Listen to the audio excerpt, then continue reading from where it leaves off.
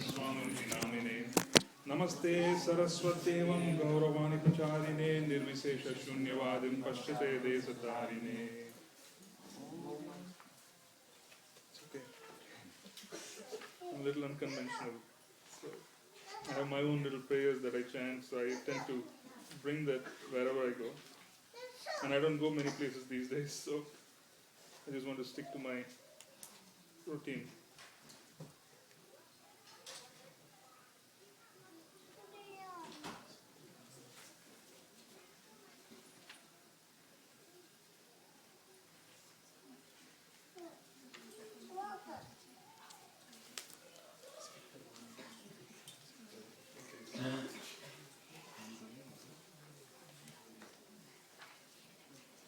So,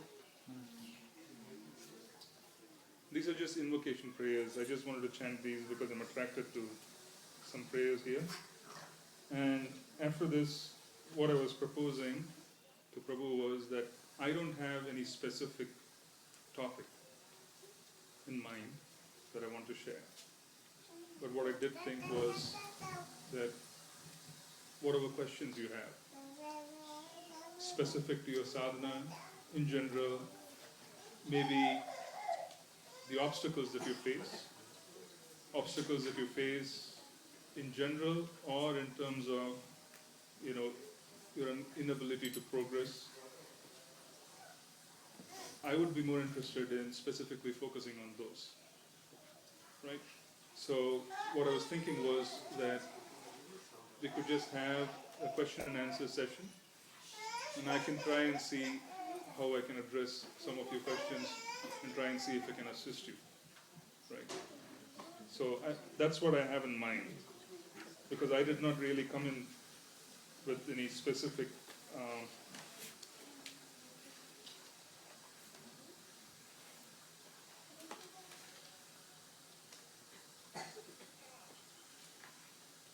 topic.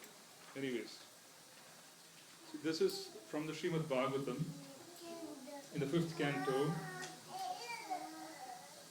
chapter 18. There are prayers offered by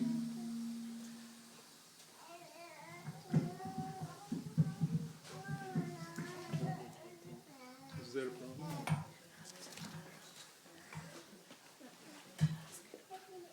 Hare Krishna. Is this better? Okay. So these are prayers that are offered by Srila Prahalad Maharaj. Okay. Now, even though the advent of Lord Narasimha is described in detail in the 7th canto of the Srimad Bhagavatam, there are prayers offered by Prahalad Maharaj in the 5th canto, and specifically it's canto 5, chapter 18, and text 8. What is very attractive about this prayer is that it has the power to completely lift one from the mode of ignorance. So it's fundamentally extraordinarily powerful in being able to uplift us from the mode of ignorance. And in the past, when I used to come to the Bhakti Riksha, I used to share the prayers to Lord Aniruddha, right, from the 4th canto. And those prayers are extraordinarily powerful that help us basically control our mind, help us specifically in sadhana. And just to remind some of you, I don't know if you're still chanting those prayers or you are, because it's extraordinarily powerful, because the prachetas, I'm referring to the Aniruddha mantras, the prachetas, when they were asked by their father, King Prachinabari, to form a family and to assume the rulership of Bharatvarsha. At the time, the prachetas, you can imagine how powerful the sons must be, that the moment they heard that they have to assume a certain varna and a certain ashram, they immediately saw the difficulties and their own inability. They were so humble that they saw that this is not something which is going to be easy for us to do, and it might interfere with our spiritual path, it might interfere with the final goal of life. So the moment we hear that you have to become a king, who would think immediately that this could be an obstacle? So I have to prepare for it. They did not immediately accept that, even though they were fully qualified, they were the sons of a king. They did not accept it. So they immediately said that we have to perform penance so that we could be purified, so that we could sit on the throne. So the Prachetas set out wanting to perform purification. They set out wanting to achieve perfection before they come and take on positions. Before they enter the Grahasthashram, they wanted to complete and achieve perfection because they assumed that this Grahasthashram itself is such a powerful vehicle. And to assume a position in Grahasthashram and to be able to sit in power or to be a husband or to be a king, one needs to be perfect. One should have attained perfection. So that was the first objective. Because otherwise what could happen is it could become a stumbling block on the path of devotional service. So the moment they set out, the Prachetas, because they were so sincere, and sincerity immediately draws resources from the spiritual sky. There are unlimited resources available, both resources that can manifest themselves in terms of cash, because that's what we know as resources. It can manifest itself in terms of people, and it can manifest itself in terms of mercy. Whatever is needed. Krishna makes this promise in the Bhagavad Gita, that he will preserve what we have and carry what we lack if one is surrendered. He says this. So the Prachetas set out, and because of their quality of surrender and because of their mood of wanting to be sincere in whatever service they wanted to offer to the Lord, Lord Shiva, who is the spiritual master of the whole world, he immediately appears before them in a very celebratory mood. It is said that he appears with accompaniment of music. He appears in a golden form. Right? Lord Shiva has many colors, and the colors are dependent on the service that he is about to perform. The golden color is always auspicious. It is associated with Guru. So he comes as Guru. The color of Shiva, when we see when he is Neela, he is associated with his Shakti of destruction. He becomes bluish. So the colors change based on what is required. So Shiva appeared, he was golden colored, lightish golden colored, the Srimad Bhagavatam says. Right? And he appeared and he initiated the Prachetas. And he gave them the prayers to offer to Lord Aniruddha so that they could chant the prayers to Lord Aniruddha, and that would allow them to cross anarthas, which are in the mind. Basically, the two prayers that we used to chant before, right? Who remembers them by memory? You can try. Namo Namo Aniruddhaya SVP Indriyatmane Namo Paramahansaya Purnaya Sarkapavartatvaraya Nityam Sadeva Namo Hindiraya Chaturbotraya Tantave. Namo Namo Aniruddhaya Rishikesha Indriyatmane Namo Paramahansaya Purnaya Niruddhatmane Swarga Apavarga Dwaraya Nityam Suchisade Nama Nama Hiranya Viryaya Chaturbotraya Tantave. Swarga Apavarga Dwaraya. What does this mean? It basically means that by chanting these prayers to Lord Aniruddha, the path to Swarga, which is higher than the planet, and Apavarga, which is even greater than Swarga, which is the real path of ascendance, would be opened up. And how is it going to be opened up? He would sit in our hearts. He would sit in our hearts and he would destroy ignorance. He would allow us to move forward. These are very, very powerful prayers. If you practice these prayers, this would allow you to cross anartha nivritti. This is very powerful.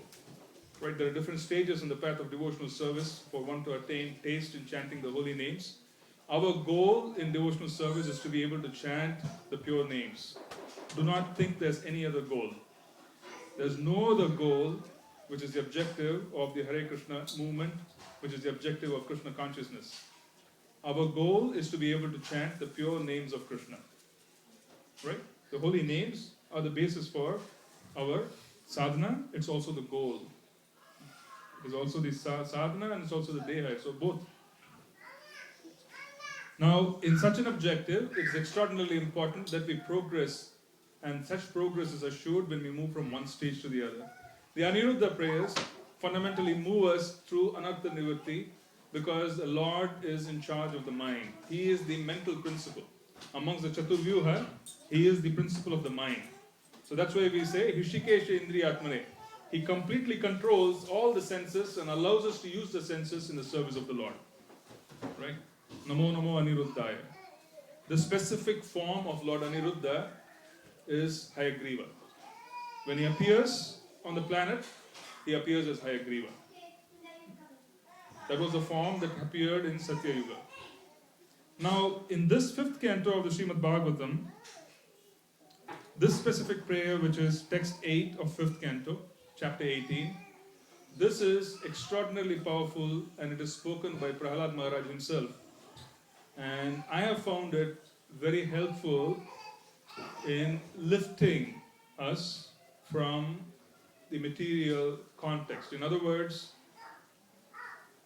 we pray to Lord Narasimha because Lord Narasimha appeared purely to protect the ability of chanting the holy names. So we also pray using the prayers used by Prahlad Maharaj, and this uplifts us immediately from the material condition. Because most of us, 99.9%, we are afflicted by some thought or the other. And these thoughts are so overpowering, and this could be because of a material situation. It could be because we have obstacles in spiritual service, and this could be something which we have been carrying from past lives into the present. It could be because we have overwhelming circumstances that are simply so overwhelming that the moment we grab our beads, we simply cannot even chant because those circumstances are completely capturing the mind. These are very unfortunate circumstances. And in such circumstances, Prahlad Maharaj, this particular verse, if you memorize it, and you chant it for a few minutes before you begin chanting your holy names, and automatically you will see that it clears the way for you to be able to concentrate and hear the holy names while you chant. I have found it particularly useful. What I do is I practice and then I try and share whatever I practice so that you could also use it. But I don't share until I myself have tried it out and I've seen that it is very potent. Especially any prayer from the Srimad Bhagavatam is potent. But then we have better conviction when we try it. So I have a tendency to bring such prayers and introduce it into the community. So today I'm going to introduce this, and let's just repeat after me. And after repeating after me, what you do is that, whoever is interested, please take it up, and you can read it from Srimad Bhagavatam. It's freely available on the net. If you have copies at home, it's fantastic. Pray to Lord Narasimha, and then take it up. Okay, please repeat after me. Om Namo Bhagavate Narasimhaya. Om Namo Bhagavate Narasimhaya. Namaste Tejase. Namaste Tejase. Avirbhava. Avirbhava. Vajranaka. Vajranaka. Vajradamshtra. Vajradamshtra. Karma Asayan. Karma Asayan. Randaya Randaya. Randaya Randaya. Tamo Grasa Grasa. Tamo Grasa Grasa. Om Swaha. Om Swaha.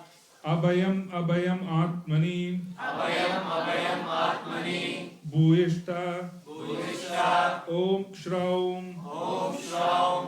Okay, I'm going to repeat it once more.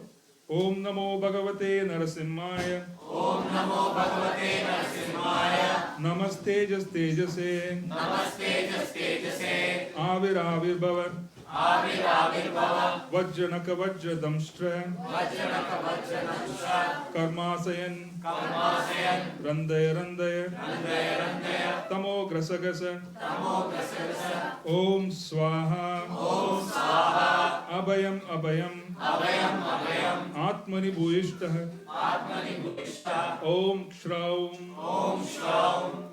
Third time. Om Namo Bhagavate Narasimhaya. Om Namo Bhagavate Narasimhaya. Namaste Tejase. Namaste Tejase. Avirbhava. Avirbhava. Vajranaka Vajradamshtra. Vajranaka Vajradamshtra. Karma Asayan. Karma Asayan. Randaya Randaya. Randaya Randaya. Tamo Grasa Grasa. Tamo Grasa Grasa. Om Swaha. Om Swaha. Abhayam Abhayam. Abhayam Abhayam. Atmani Bhuyishtah. Atmani Bhuyishtah. Om Shraum. Om Shraum. Okay, I'm just going to read the translation. You can repeat after me. I offer my respectful obeisances unto Lord Narasimhadeva. I offer my respectful obeisances unto Lord Narasimhadeva. The source of all power. The source of all power. O my Lord. O my Lord. Who possesses nails. Who possesses nails. And teeth. And teeth. Just like thunderbolts. Just like thunderbolts. Kindly vanquish. our demon-like desires for fruitive activity in this material world. Please appear in our hearts and drive away our ignorance, so that by your mercy we may become fearless in the struggle for existence in this material world. So my humble request to you is to take this up, including the Aniruddha prayers. These are very powerful prayers. Take this up and chant this. If you can chant this thrice during the 3 sandhyas, it would be fantastic. If you can chant it before you start your Mahamantra chanting, it would be very helpful, because it would really place you.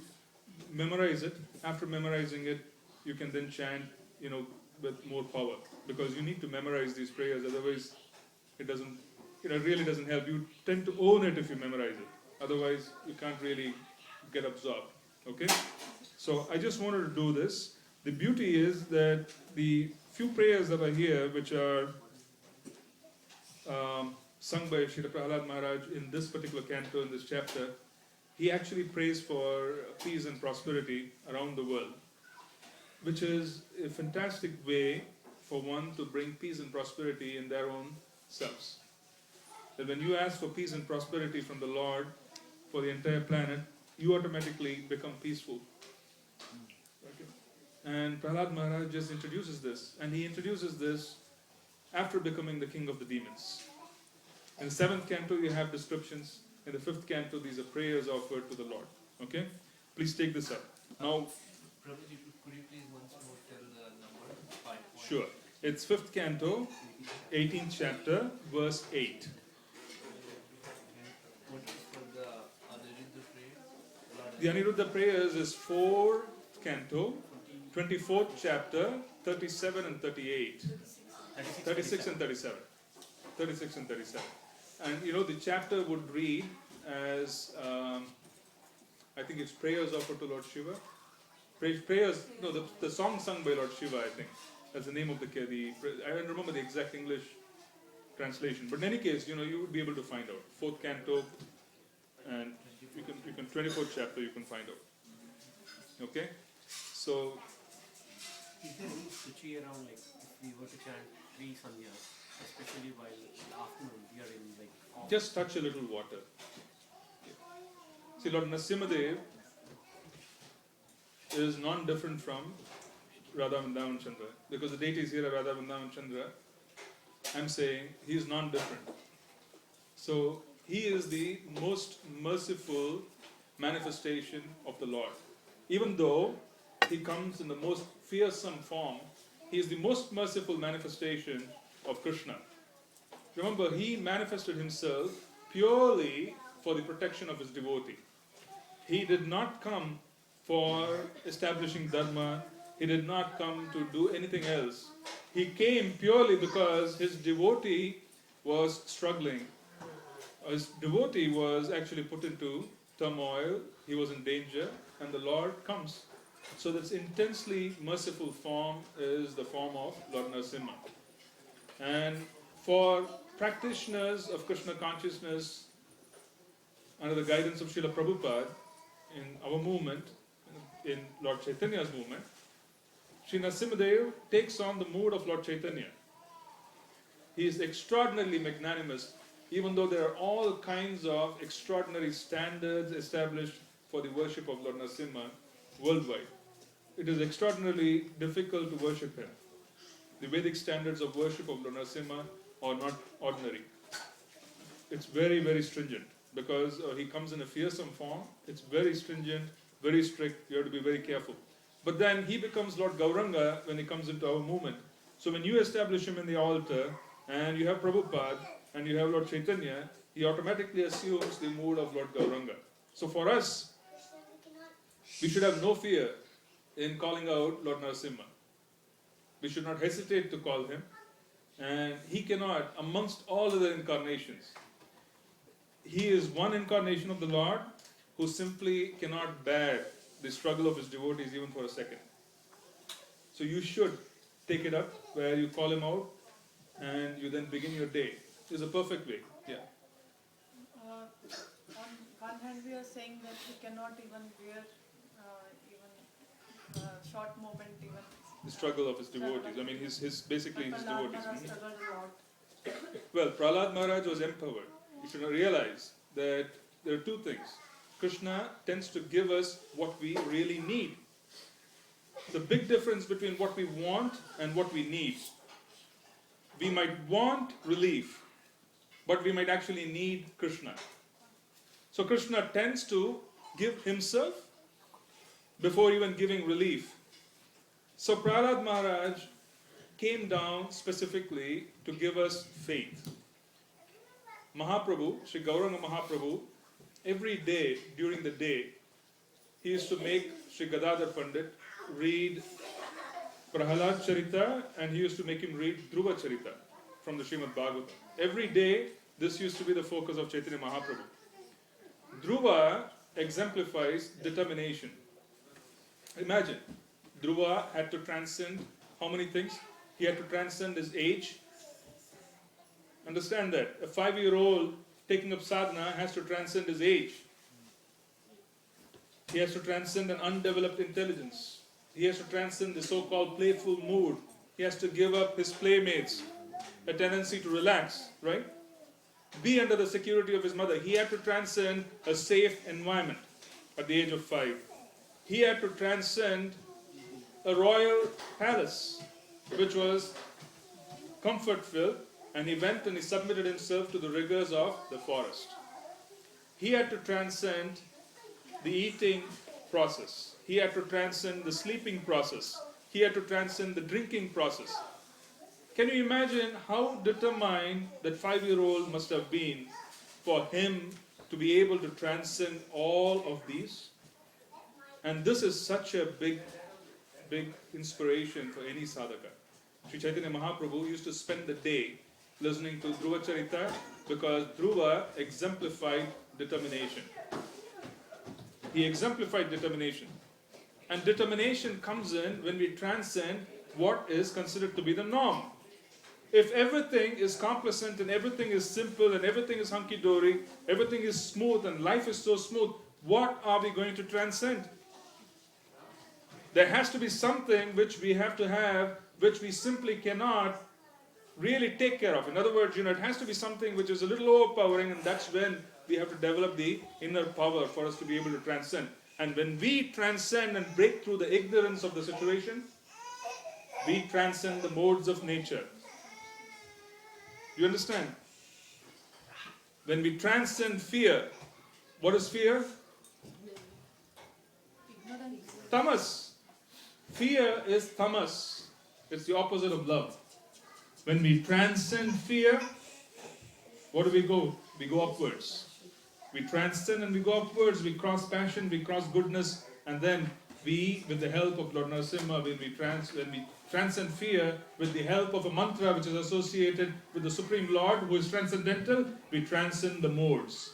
But to transcend the mode, you need some pinprick. Will I be sitting comfortably if the pin were to be poking me here? No, right? I will be getting up. So similarly, complacency and Krishna consciousness go ill together. A complacent life and Krishna consciousness go ill together. So one should really not be asking for peace. One should be asking for Krishna consciousness. Because peace is not a commodity which we want. Even though peace is desirable at some stage in life. We don't want to constantly be in trouble. Let's accept that. No one should be constantly in trouble where you have to constantly transcend. Because your energy would constantly go into trying to uplift yourself from that bad situation. But any bad situation that comes in when you're asking for Krishna consciousness should be looked at as being arranged by the Lord Himself, so that for you to be able to transcend. Take it up and then take it up with prayers. Ask for strength.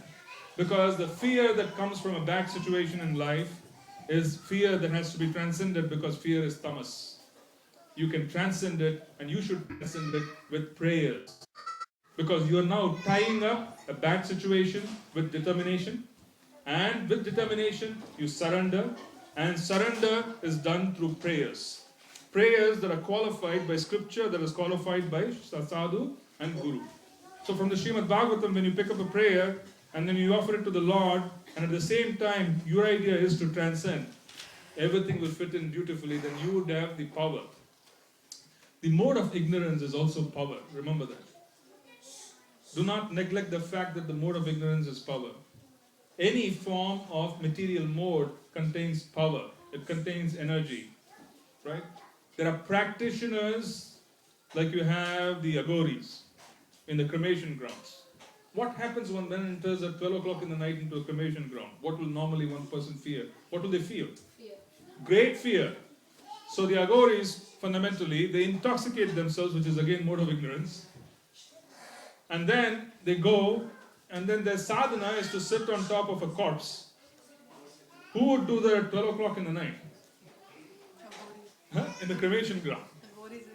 They do it. The idea is that all this fear that builds up, all this intoxication and fear and so on and so forth, and this is, I'm not promoting this, I'm just giving you an example. I don't want you to try it. Okay? We are not dependent on the mode of ignorance to make advancement. But I'm saying that we are all in fear. Do you all agree that you spend time fearing?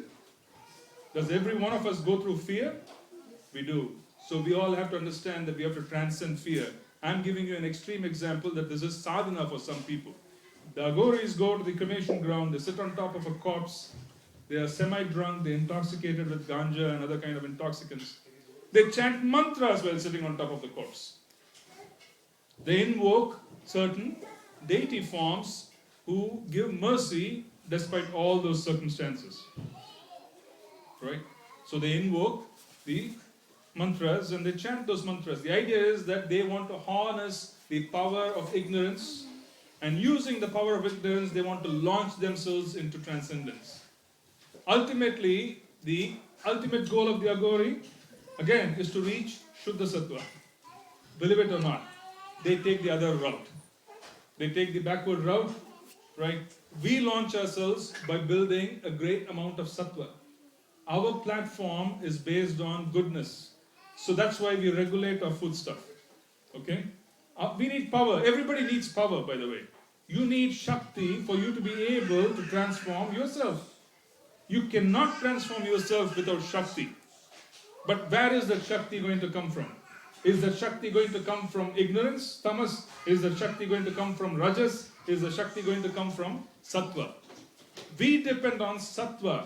Since we depend on sattvic Shakti for us to be able to make the ascent into the transcendental world, sattvic Shakti requires certain regimen. We have to wake up very early in the morning because that is sattvic. Okay? The opposite side of the spectrum, the worship of the agoris, happens in the middle of the night. That is Kali Gayatri, right? We have 3 Gayatris or 3 Chandas, 3 Sandhis. The 4th Sandhi is 12 o'clock in the night, and they worship at that time because that is the peak. That's supposed to be the peak. Between 2 and 3 is supposed to be most auspicious. And we are supposed to wake up at 3 and start chanting so that we can get into power of goodness, because Brahma Muhurta is what we want to harness. So we want to harness the power of goodness. So we avoid eating certain kind of food stuff. We avoid meat eating specifically. We avoid onions and garlic because all of these are considered to be either rajasic or tamasic. Because we want to employ the power of sattva. We want to negate all those items from our life which are not considered so wonderful. Right? And then we take that up, and we also have certain mantras. We have the Maha Mantra, which is the most potent, the most powerful form of worship recommended for this age. It was demonstrated by Lord Chaitanya Mahaprabhu, and it was followed through by Acharya Varga. It is the most powerful process ever. Any mantra that we chant has to help us chant the Maha Mantra. It should not replace it. So we want to harness the power of goodness, and we want to launch ourselves beyond. The power of goodness is not the objective of Krishna consciousness. We are not here to become the mode of goodness. The mode of goodness has its own challenges. We want to transcend the mode of goodness and then rise above and remain situated in Shuddha Sattva, not Sattva. This is Mishra Sattva. It's mixed with mode of ignorance and mode of passion. We want to be situated in Shuddha Sattva so that we could launch ourselves effectively. Right? So that's exactly what we need to do. So in that process, you have to be able to harness all of this.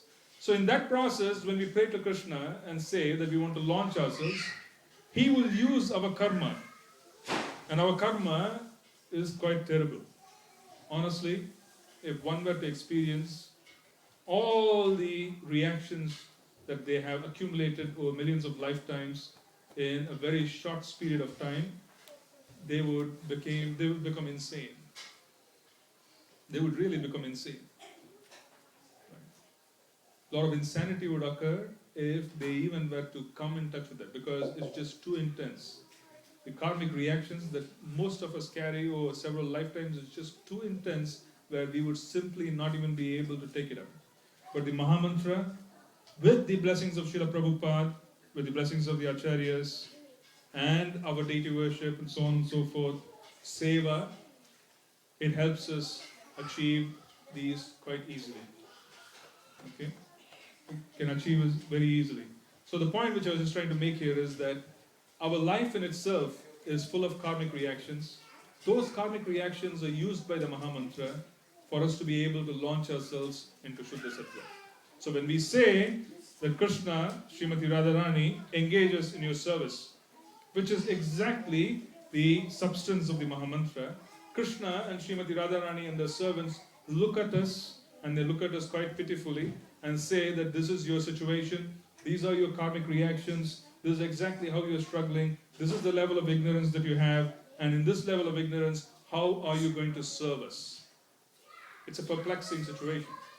So in such a perplexing situation, they say, how are you going to serve us? They look at us and then they use our karmic reactions to bring us forward, to bring us closer to them. Okay? They use our own karmic reactions to bring us closer. So the best way to look at any situation in life is to understand that we are where we are supposed to be in terms of what Krishna wants us to be. So what we need to do is to be able to look at our situation in life and be able to do whatever is necessary in that particular stage with the understanding that this is exactly what I must experience now for me to move forward. Keep your eyes on the simple, straightforward goal of complete surrender. This might seem like a simple term, but it is an extraordinary objective. Complete surrender is an extraordinary objective. This has to be actively worked upon and desired by those who want to follow this path. So you have to desire it. Initially, the desires would be pretense, because we might simply not even know what is complete surrender. We could be pretending when we pray to Krishna saying, I want Sharanagati. Krishna says, right? Sarvadhamman paritajya, mam ekam sharanam vraja. But then when he says that, he also knows that it is not easy. So he says, Masuchara, do not fear. Because he says, I'm going to be there. I'm going to take care of you. So the point which I'm trying to make here is, do not fear. Do not be afraid of asking for complete surrender. Do not be afraid of Krishna. Do not be afraid of him. We are afraid. We are afraid of going before the deity and telling them, I need complete surrender. Do what you need to do so that I want to come closer to you. We are afraid to do that. Krishna is telling us, Masucha, do not be afraid. And unless you ask for this, you're not going to be able to get it. Initially, when you ask for this, you will feel vulnerable. You will feel vulnerable because you will not know what is going to happen to me tomorrow if I were to petition Krishna, do whatever you want. You will feel vulnerable, but then you got to realize that Krishna loves you. No one loves you more than Krishna does. Srimati Radharani loves you more than Krishna does. I have to take that back. In this house, I love to support Srimati Radharani. So, Srimati Radharani loves you more than Krishna does. The fact remains that Sri Radha and Krishna, they are non-different. They basically will not do anything to you which can harm you. Please have that faith. What did Lord Narasimha prove when he appeared? He appeared and he proved that no matter what the obstacles are, no matter what the intensity, we will ensure and I will ensure that I can protect you. Isn't that what Lord Narasimha proved? No matter what the obstacles are, I will appear.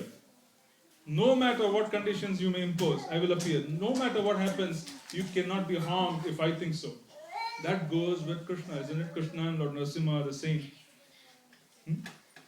So simply, what we need to do is understand that Krishna loves us. Do not be afraid. Ask for the most important goal of complete surrender. Ask for it. Trust me, there's really nothing that we have which can be lost. There's really nothing that we have which can be lost. If it is already determined to be lost, who can prevent it from losing? So we should tend to surrender to Krishna. Do that, ask for it. Because we are afraid of him, do not be afraid of him. Surrender to him.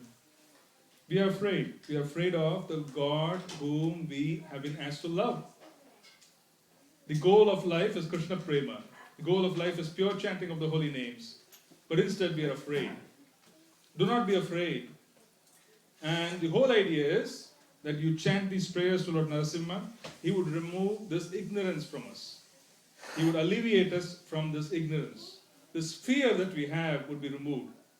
See, I don't know, I was told by someone before I got initiated, I was told by a member of my spiritual family that my spiritual master wanted to know what fears I had. Before I got initiated, he wanted to know what fears I had so that he could remove those fears. Because specifically when he came into my life, the Guru comes, the Guru plays the same role as Bhagavan, because he is coming here and we have to serve his lotus feet, and by serving his lotus feet, Krishna is served. Because we are not qualified to approach Krishna directly, we approach Krishna through the Guru. So the Guru wanted to know what is the fear that I have,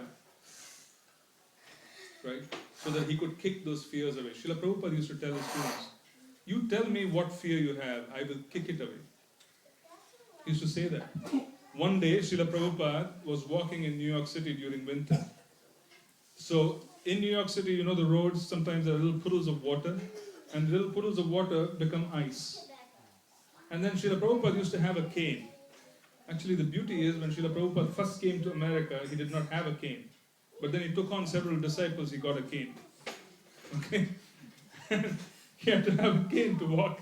And he was walking in New York City. It was winter, and he, like a child, sometimes Srila Prabhupada used to act like a child because he was like a child, so many ways, innocent, joyful all the time, without any worry.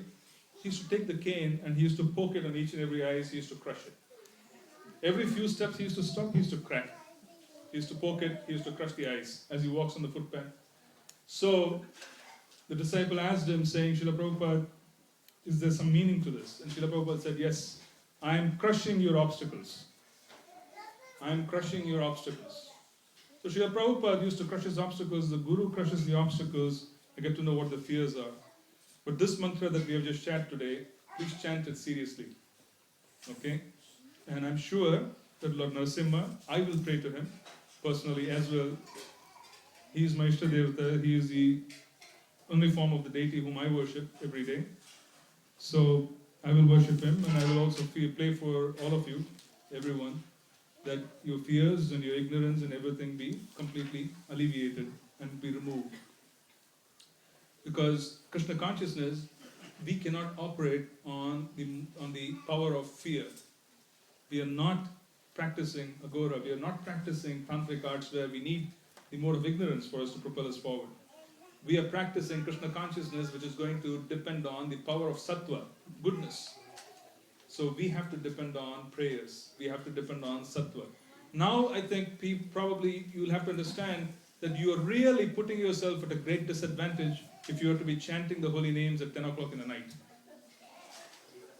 You're not really harnessing the specific powers that you ought to be harnessing for you to make advancement.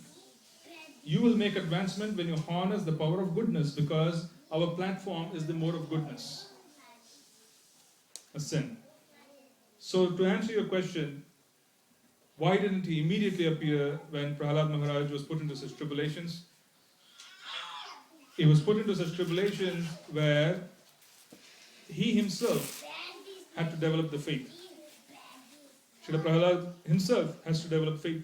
He was chanting the holy names, and as he was chanting the holy names, he had to witness the protection offered by the holy names. So he witnessed the protection offered by the holy names, and each and every incident that happened, his faith strengthened. Because you see, you need faith only until you have an experience. Remember that. We need faith that this is Sri Radha and Krishna because we cannot see them. Do you understand? We are seeing metal. We are seeing wood. We need faith to assume that the deity forms are really Krishna and Radharani.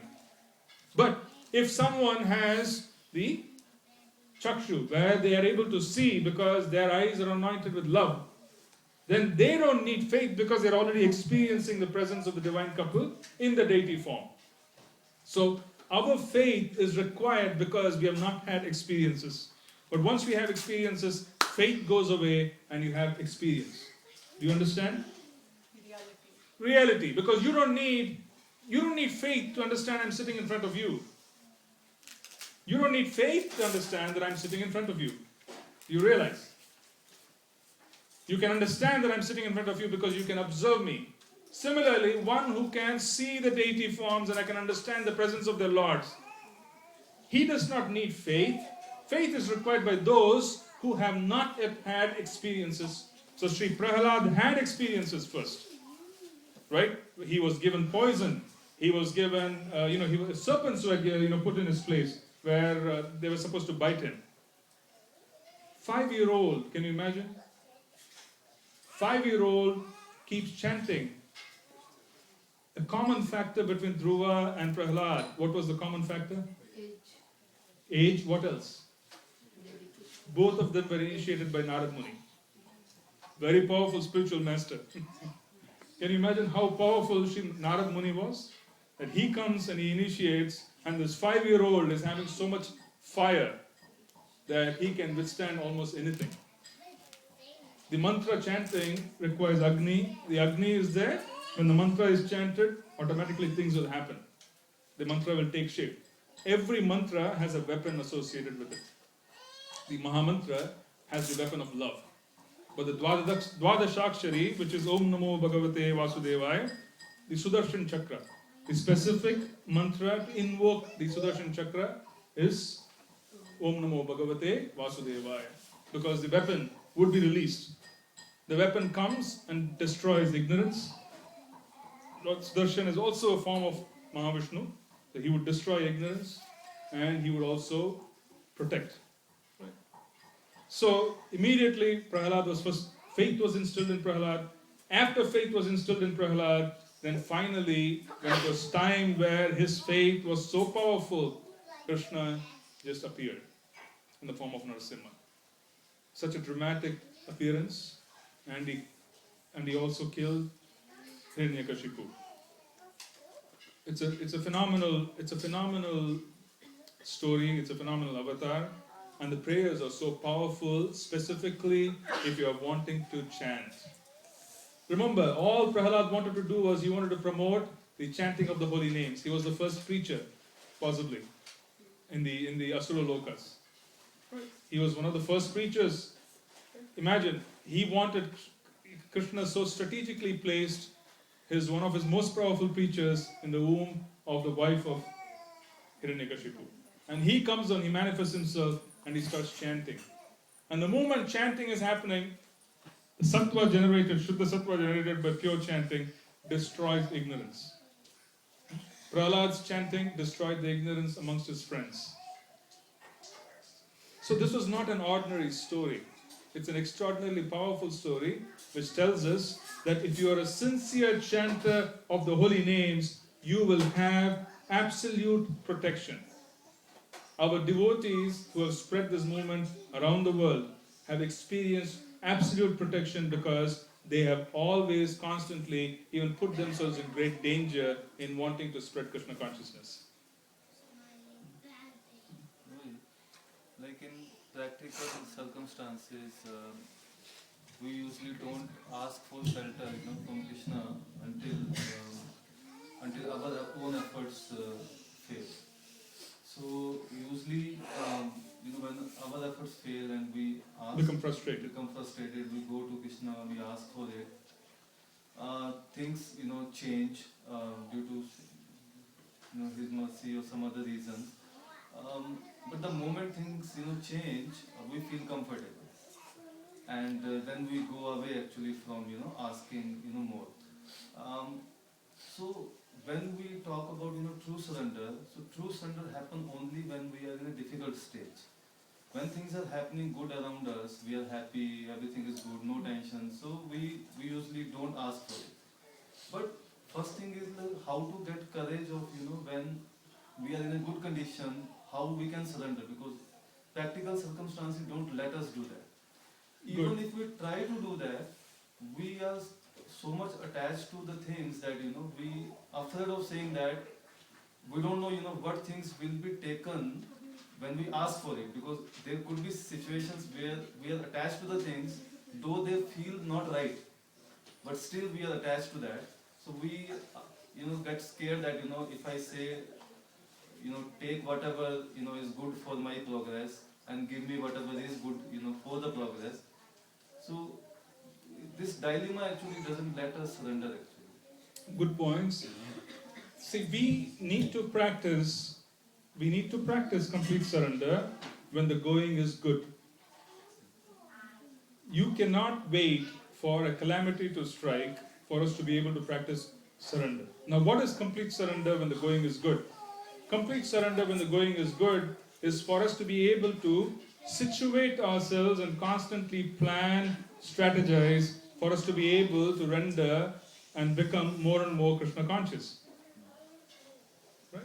Let's just take a simple day. When we say surrender, surrender has three components. You have to surrender by body, surrender by words, and then surrender by mind. Surrender by body comes first. So why don't we try and surrender by body where we don't engage in sense gratification that is not helping us? Why don't we try surrendering by body so that we wake up at the appropriate time so that we can call out the holy names? That is surrender by body. A simple regulation of going to bed at a certain time and being able to wake up at a certain time is surrender by body. Aspiring and feeding ourselves food which is healthful, prasadam. When we eat anything other than prasadam, we are eating nonsense. It is incarcerating. It's like being in a prison. Okay? The more and more you get used to having prasadam, the actual taste of non-prasadam will become evident because the jaundice on our tongues would disappear. So why can't we surrender by surrendering the sense of taste first? By exclusively saying that I will surrender and I will not engage in anything else other than prasadam eating. What is wrong with that kind of surrender? Quite easy to practice it. Most of us do not travel. And even if you travel, there are ways and means for you to be able to practice it. What is wrong with complete surrender of the body? Try the body first. And if you try the body first and if you're successful, you would have the ability to speak only Krishna conscious words. Our speech being regulated is going to depend on surrender of the body. If you do not surrender the body, do not expect that you can speak good things. We will speak nonsense because nonsense is going in. There's an extra level of tamas. We will be attracted to nonsense. So we will read, and we will read prajalpa. We will watch things that are inappropriate. And if you watch and you read and you engage in conversations, that is exactly what you're going to be speaking. You cannot speak more than what you're learning. Can you speak sense when you're learning nonsense? Cannot. So why don't we surrender the sense of taste by eating prasadam?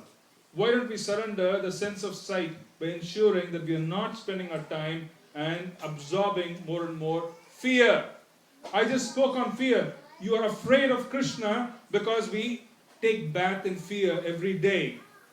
If you're watching television and if you're watching movies, you are taking bath in fear every day because all these movies and television programs do is inculcate fear. If you're really chanting, try watching an ordinary television program. You will feel depressed. The mode of ignorance will come upon you because there is the mode of ignorance. Have you experienced it? You can experience it. So you watch nonsense, you fill yourself with fear, and then the circumstances of life are fearful because you're full of fear. And then when you're full of fear, you talk of wanting to love, and love is the opposite of fear. How can you love? Two sides of the same coin. You cannot love someone whom you're afraid of. You are afraid of Krishna. You cannot love him. Simple fact, remember that. You cannot love someone whom you fear. We are in the loving business. We are not in the God-fearing business. Our tradition teaches love. It does not teach us to fear God. Fearing God is for the religionists. We are not religionists. We are in the business of loving God.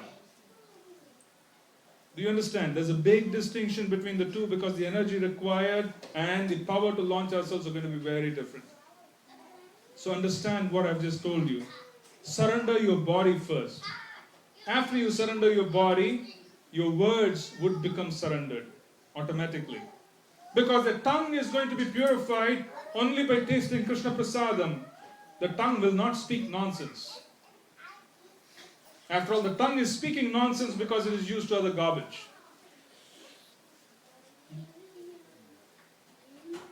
Do we understand? Srila Rupa Goswami says very clearly, Sevon Mukehi Jihvadav. You start with Seva, and the Seva has to start with the Jihva, tongue. And what is the Seva which we do? We do it thrice a day and sometimes more. All the time we're eating. We're eating constantly. What is the difficulty in ensuring that you don't eat fear? You are practically eating fear if it is not offered to the Lord. You eat ignorance. So what makes us think that we are immune to fear? Any situation that comes up in life, we are going to become afraid. How many of you are afraid, my dear friends? Show your hands. Almost everyone. We are afraid of something or the other. And this fear comes in because we feed fear. We feed fear through the mouth by eating non-prasadam. That's ignorance. We feed fear through the eyes by watching things which are filled with fear. Modern day entertainment is fear-based. Do you see anything in today's entertainment which is not based on fear? The biggest success movies and so on have the most, extraordinarily graphic scenes of violence. You can see that. And what does violence do? You think you're immune, but it puts on a layer of ignorance in you.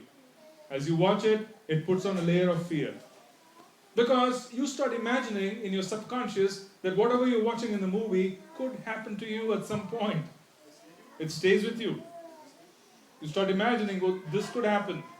You start reading the internet, oh, this could happen, that could happen. You feed yourself with fear. So why do you want to feed yourself in just fear, by eating fear? You want to watch and feed yourself with fear. And then you want to hear music probably sung by people who are afraid. They layer on fear on you. Okay? So what's the point? Surrender the body first. Yeah. Prabhuji, for example, there are a lot of robberies in our Complex. area, in our complex. So people keep on posting their posts on Facebook where this happened, that happened sometimes, and so is there any harm that we should also be aware of what is happening so we can take some action for our safety? Big difference. Your question is, should we avoid news? The answer is no. I'm not advising you to become so insular that you simply do not even know what's happening in the world. That's a perfect situation if you can do it, but it is simply not possible. But the point which I'm trying to do is, and what I'm trying to ask you to do is, in the name of entertainment, do not get involved in fear. Don't get entertained by nonsense which is just based on fear. That's number one.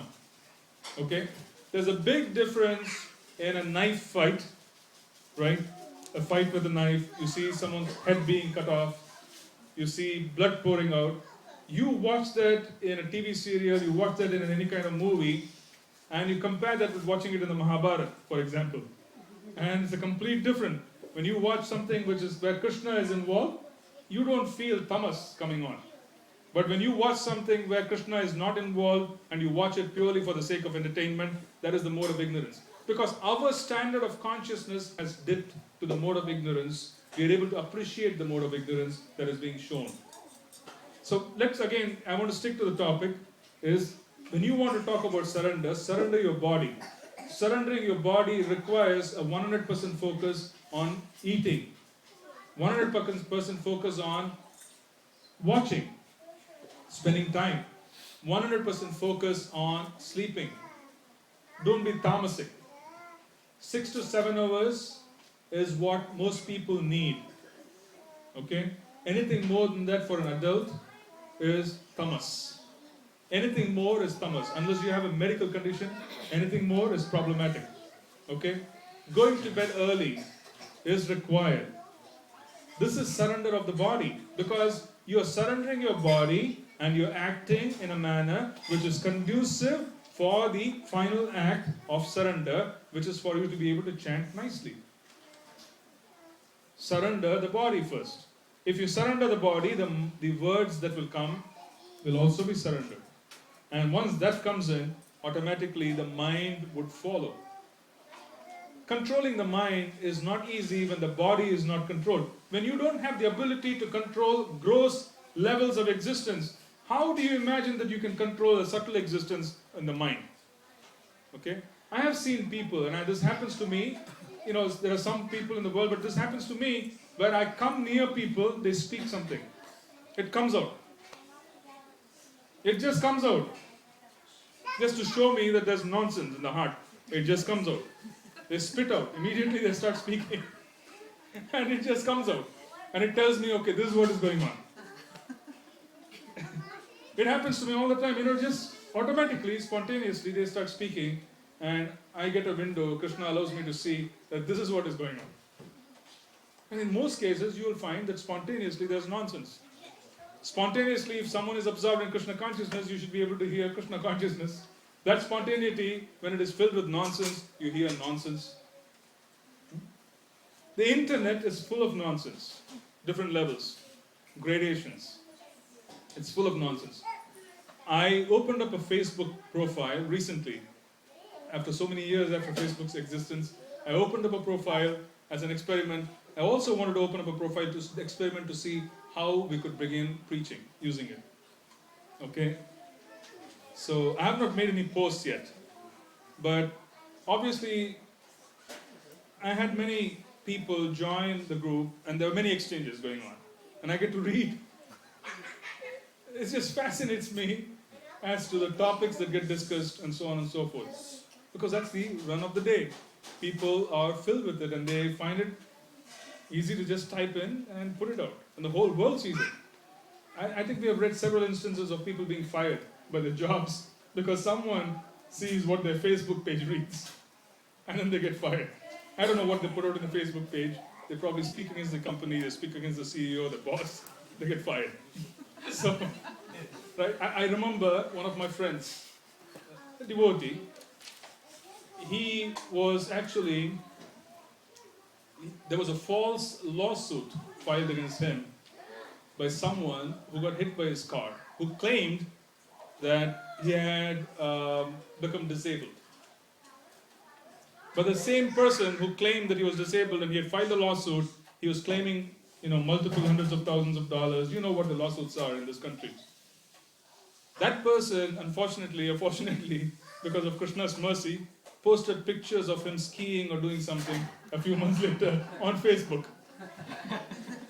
So this person took all those pictures to the courtroom and the case was dismissed.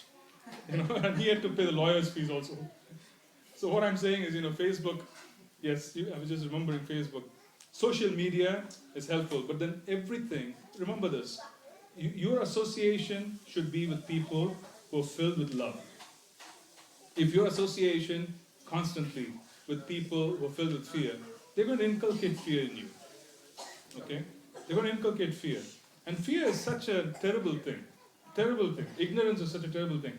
There are many, many souls who are on the fringe of being, suffering from some kind of a neurosis, some kind of a psychosis, real psychiatric conditions. And they don't even know it, and it's partly because they're exposed to so much fear. So much fear in terms of what they eat, because most of the food that's eaten, which is meat, is driven out of fear. The animal is in such great fear when it is cut and when it is, when it is cooked. It's so violent. They watch violent things. They eat violently. They watch violently. And how do they expect not to be in some kind of a depression or neurosis or psychosis which requires treatment, serious treatment? Most of the people are in such conditions. And when they sit together and they come up with some kind of an entertainment plan, that plan is also going to be filled with their own consciousness. So you should be very careful. So surrender the body first. Any other question? The husband and wife they're a tag team today. That's okay. I'm okay. After I come after many, many days, I'm very happy. Go ahead. And last time when you came, I asked you about how to increase sincerity in Krishna consciousness. Then the answer was to see the Madhav Tithis very seriously. That you prescribed me. And it first, like even on Ekadashi, if we can take Nirjala, then we should do. Then second is only on water, and then third is only on fruit, and then if not possible, then only on one time prasad. So I tried. I don't know. Just guide me if I'm wrong. Tell me, no problem. What I think is, what I found, that I can't go in lot of complexities. I can't handle more complexities because sometimes I need more energy to see kids. I should have energy to yell at them also. And instead, hearing more lectures and doing more rounds is okay, or? That is fine. Yeah, there's no such thing as a hard and fast rule. See, fasting during festival times, fasting during Ekadasi, it allows you to understand that you can transcend the needs of the body. Remember that. The body is demanding food, the body is demanding water, and then you are denying the body water. And who is that person who is denying the body water? It is the mind. The mind, along with you, you have convinced the mind through the intelligence that today we are fasting, and now the mind becomes a part of denying the body water, denying the body food. So the mind gets a samskara that the body's needs can be transcended. Understand that. There's an impression in the chitta, in the consciousness, that this particular stratus, this particular need of the body can be transcended. So when you fast, you are creating such impressions, and this would help you transcend in other scenarios which are concerned with the body. So for instance, one who is fasting regularly would also have the ability to wake up. Because again, when the mind is being told that, okay, you have to wake up, and the body is protesting, the senses are protesting, the mind reminds itself, oh, on Ekadasi, the body wanted food, we refused it food. Now the body wants sleep, I'm going to refuse it. So it's a samskara. Okay? So please remember that. Very good. Thank you very much. Thank you. I hope, that helps. Any other question? Not necessarily with the same topics we spoke of. Some of you have just walked in, right? I just want to make sure you understand that I thought that I could meet with you today and try and see that if you have specific challenges, be it on coping with a certain material situation, be it with sadhana, I could try and address it. Yeah. Let's see. Is there anybody else who has a question? Yeah. Mataji will just come back. Sure. Because others are also there. Prabhuji, my question is on faith, that how to increase faith, how to develop faith. Okay. The question is how to develop faith. the first and foremost aspect of developing faith is by first investing faith. First invest faith in the words of the Acharyas, invest faith in the words of scriptures, and then practice what they have asked you to practice. As you practice sincerely, as each day progresses in your sadhana, you will be given experiences, because that is the nature of spiritual life. We will begin having experiences. And as we begin having experiences in spiritual life, slowly, steadily, our faith will strengthen. So, first, practice, invest faith in the instructions. Do not doubt them. That's number one. Number two, read scriptures, because they are full of stories of faith that was vested, which was rewarded with experiences. Number two, both of these should reinforce our faith.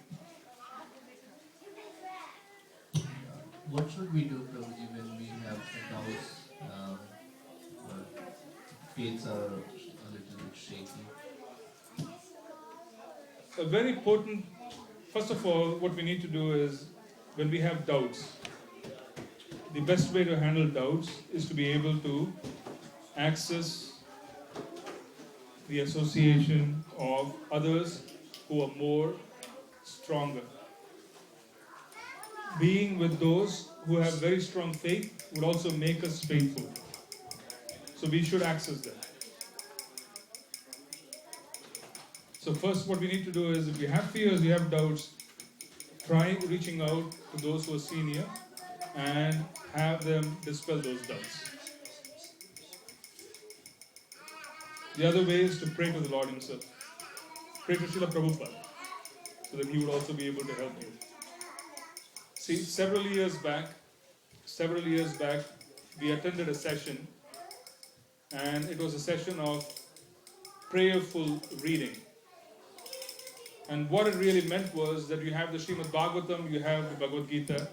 How do you approach scriptures in a mood which would really open up the scriptures and allow us to access mercy? Right? So maybe, right? So how do you read scriptures in a proper mood? So one has to become prayerful. Prayerful essentially means that you spend at least a few minutes before opening the Bhagavad Gita. You spend a few minutes before opening the Srimad Bhagavatam, praying to Srila Prabhupada, praying to the Acharya Varga, to ensure that you understand what's written and in the manner in which it's been written. So approach it with prayer. Do not approach it independently, approach it with prayer. And even if you open up a random page, you will find your doubts being dispelled. Scriptures, it may appear to be made of matter, but they are transcendental, they are alive. They are full of life because they are transcendental by nature. If you pray to the scriptures and you approach them prayerfully, they have the ability to answer and dispel and completely destroy all forms of doubts. You should try that as well. Approach them prayerfully. Yes, Mother. Hare Krishna. Don't you remember a few days back we had a session at Ramnam Prabhu's house? There you have said that we need the association, but we are not dependent on the other things like association or any other things, but we are totally dependent on Krishna and Krishna's mercy. Sometimes after we form a certain kind of routine, knowing the scriptures and all those things, still we are in the association of devotees. So we tend to go to, say, weekly 4 days programs are there. Everything we feel as important. Today, Vilan Prabhu is here, we have to come here, take his association. Tomorrow, someone from India is there. We feel ourselves unqualified and to do the sadhana on our own. And then we go to the programs and the routine changes. So how to deal with that and how to stick to what we have thought is right, being around with. And sometimes if you don't go also, we start feeling that, oh, did I miss that program or did I miss something from there? Yeah. I understand. So your question is that how do I how do I maintain a certain routine? Yeah, maintenance. How do I maintain a certain routine when I live in a very busy congregation, where I have many more opportunities, where there are constant programs, and I feel that I have to go to a program, and sometimes it's 4 times a week. How do I maintain a routine? Because you have other responsibilities which you have to execute. Yeah, and also we say, please engage me in your service and in your service. And when sometimes service comes up, we might not be able to accept also because of these things. And if we accept also, we get a little bit, we won't be able to decide I'm doing justice to what I have thought to do, and yeah. Good. So I can answer first. First, let us understand what is conducive for Krishna consciousness. I started out the session by saying complacency and Krishna consciousness go ill together. They don't go well together. So if you have an intense lifestyle, it helps. Okay? Now, what is it which has got to fill your day for it to become intense is the second question. Does it mean that you have to attend 5 programs in the 7 days of a week?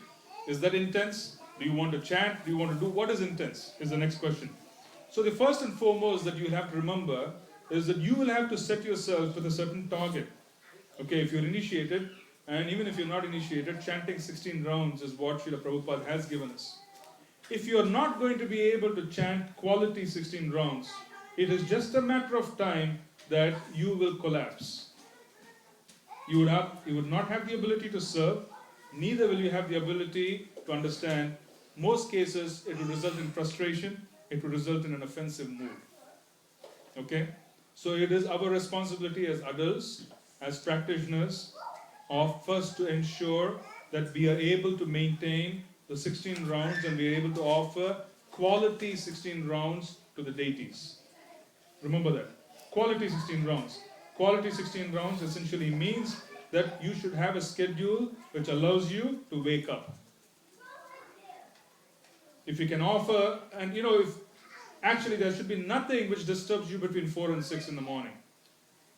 And if you are able to fix yourself on 16 rounds between 4 and 6 in the morning, you would be able to expand your time in an appropriate manner to accommodate other useful things. Remember, you are saying, engage me in your service. You're saying, make sure that I want to, I'm doing the right thing. You're asking for association. What are the 5 limbs of bhakti? You need association. You should be able to appreciate scripture. You should be able to worship the deity. You should be able to chant. You should be able to serve. These are the 5 most important limbs of bhakti.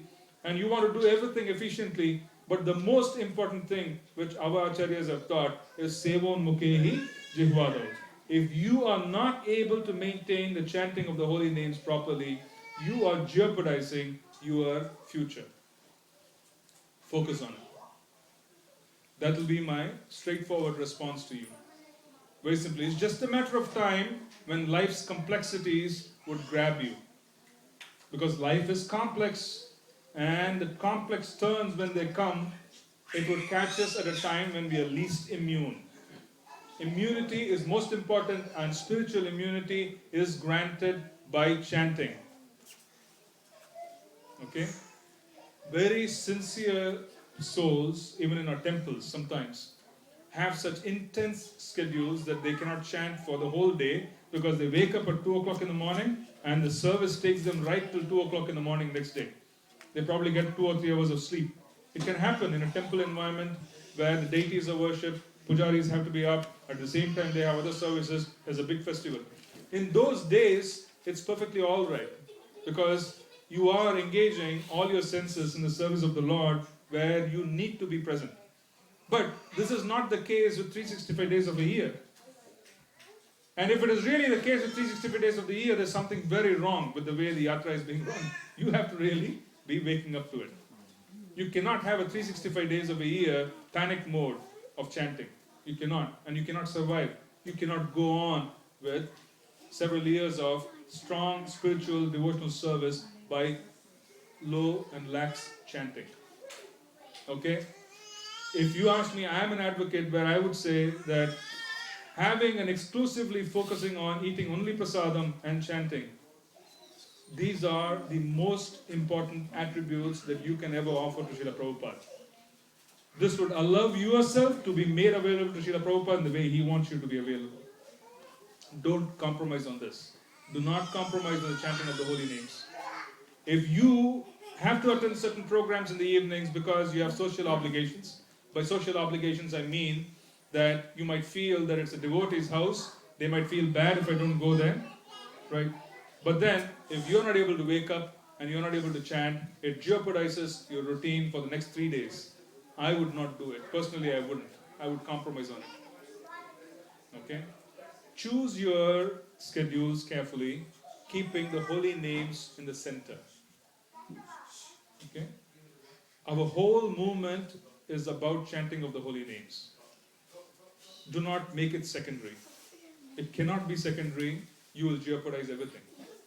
Yes? My extended family calls me fundamentalist for trying to say that I want to get up at 4. I'm sorry, get up at 4. Yeah, they say I'm becoming fundamentalist. That's okay, take it as a compliment. See, you are following the instructions of Srila Prabhupada. You're following the scriptural injunctions. If that gives you infamy, so be it. It gives you fame, so be it. You accept it. We cannot change others. We cannot change others that easily. The way we would change others is if we were to wake up at 4 o'clock in the morning, chant nicely, and treat them nicely. Remember that, Prabhu. The way we would transform the hearts of those who are not chanting, our relatives, is by ensuring that our sadhana is 100%, but our treatment of those who are not doing sadhana is with great compassion. We treat them nicely. That should be our combination. Do you understand? That the projection outside to the society should not be fundamental. It should be compassionate.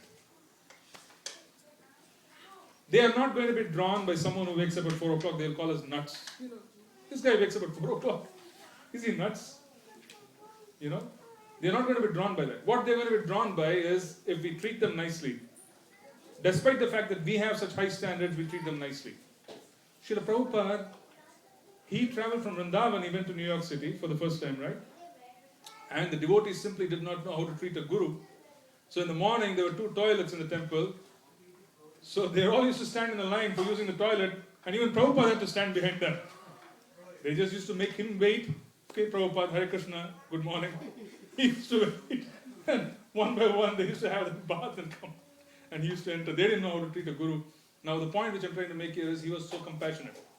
His standard is exemplary. He was a sannyasi, he was a pure devotee from Vrindavan. He used to look at them and treat them with great compassion despite all their faults. Okay? Even though they could never meet his standards. They used to say, I can't do this. Okay, Srila Prabhupada used to be compassionate. He only stuck to 4 regulative principles and chanting.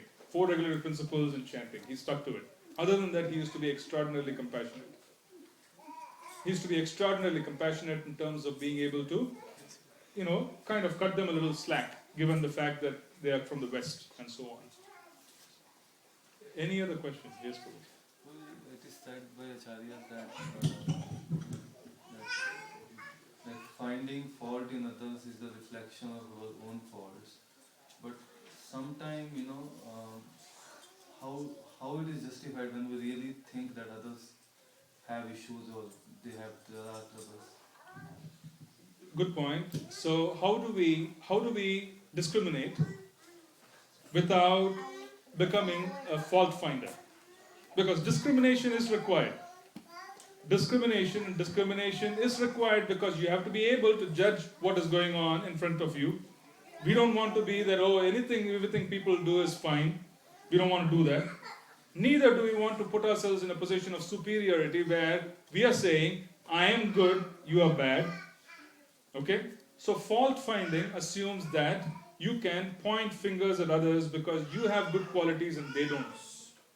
On the other hand, if you are able to see that someone seems to have problems because they don't seem to be acting the way they should act, which is favorable for them, then that is being seen with compassion. You don't really push them off, you don't really beat them up, but then you try and see how you can assist them. If the objective is to assist, there's no problem. Okay, how do you assist them? You probably, if they're your peers, if they're on the same level as you are, it may be that they may not take your advice properly. At that point, you might probably want to confide and tell them that Prabhu, this does not seem to be, the way things should be, because it does not appear to be what I have thought it is. Why don't you talk to someone and find out if it is really the way it is? Why don't you talk to some senior, devotee who probably knows better? So when you start looking with the eyes of compassion, you're not fault finding. But when you start looking with the eyes of just wanting to prove that you are better than the other person, you are fault finding. A guru, for instance, has to fault find one way or the other, because he has to correct the disciple. He has to discriminate.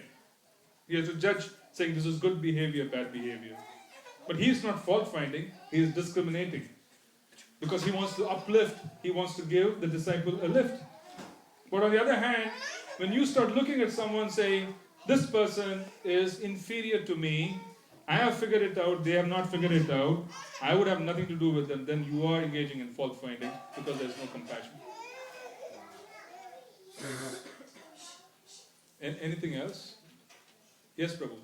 Prabhuji, I was reading in Bhagavatam first canto, I think 12th chapter, but I found more than 2 references where the women who are very chaste, they immolate themselves when their husbands die from death. I could not reconcile how that makes sense. I mean, it was projected as if it's a right thing to do if they don't have kids or I think. You mean committing sati? Is that what you're referring? Yes. Especially because the body is being given by Krishna and it's not their life. They're not the ones who control their destiny. So how is it I couldn't reconcile because one side it says that it's the right thing to do and the other side it's Krishna's creation and everything is Krishna. He should be the decider, not these people. Okay, so the question is, in some scriptural work, in Srimad Bhagavatam in the 12th canto, sati, the act of self-immolation by the woman when the husband passes away, is praised. The chastity of the woman is praised. So let's first understand this as to what is being praised. The act of self-immolation and killing is not being praised, but the force which is driving them to do that is chastity. That is what is being praised. Okay? So let's be clear that chastity is being praised. It is not the act of self-immolation, which is sati. Okay? Now, coming to the question of whether it is Krishna's body and how it should be used, the women who committed sati were there to set an example to others of chastity. Remember, the power of chastity is unequaled. It is unequaled. The longevity of the husband depends on the chastity of the wife. The longevity of the husband depends on the chastity of the wife. So it's not an ordinary situation to be chaste. So that is being shown and that's being exemplified. And when that is being exemplified with an extreme example such as the woman committing self-immolation, it is to drive home that point, that it's an extraordinarily powerful, it's a very powerful platform. See, the entire Ramayana, Mother Sita was so powerful. Look at Mahabharata, Mother Gandhari. So powerful, so very powerful that even the demigods were in fear of her potency. How powerful was Gandhari? Very unfortunate that she had children like Duryodhan, but how powerful she was. That the moment she had to get married, even before seeing her husband, she ties her eyes, where she does not have to be put into such a situation where she discriminates.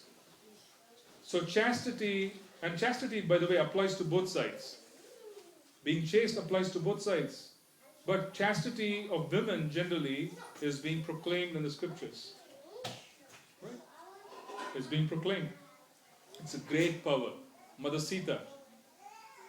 Can you imagine that no one could even come near her? Sita, Mother Sita specifically, amongst the Lakshmis, is Agni Tattva. She's pure fire. She cannot be touched by anything. Mother Sita. She's Agni. She can just burn. If somebody comes near who is not inappropriate, she can burn. That's the reason why she was able to enter into Agni, and then it was Agni again who delivers her, because her tattva is Agni, 100%. 100% pure. Unimaginably pure as Mother Sita. And can you imagine that Mother Sita, who is 100% pure, who is Mahalakshmi, she gets accused of lack of chastity. Do you imagine how intense a situation it is in Treta Yuga? Right. How intense it is. And it also shows that how important it is for us to also focus on it. It's an extraordinarily powerful source. It's very powerful. The longevity of a husband depends on the chastity of his spouse. 100%. This is a scriptural injunction. Anything else? Prabhuji, it just occurred to my mind when you said that nobody could come near or touch Mother Sita. But Ravana, he actually Kidnapped her. He practically lifted her up. Yeah, he did not carry the real form of Sita. The real form of Sita had already entered into Agni. What he had carried was the Maya Rupi. So he was not able to, nobody other than Krishna can touch Srimati Radharani. No one. Similarly, no one other than Lord Ram can come close to Mother Sita. No one can come close to Mother Sita. So she is Agni. Very powerful. Just pure fire. It'll just burn. So such a personality was accused. Can you imagine? Where did the real Mother Sita went? She was taken by Agni because she entered into Agni. Because her original personality is fire, she entered into Agni Tattva. And then she was returned again by Agni. That's why when she came back from Lanka, she had Lakshman put a bed of Agni and she walked on that Agni, and what came out, the material part went away and what came out was pure Agni. So it was kind of channeled through. Any other question? Yes. On the follow-up to that, Prabhuji, so my question was actually, they are putting their husband in front of their Krishna. I mean, they could have completely surrendered to Krishna and lived for Krishna. But doing it for husband, I agree, it's an exemplary thing, but they put that in center. That's where I was wondering. Well, it's a question of duty.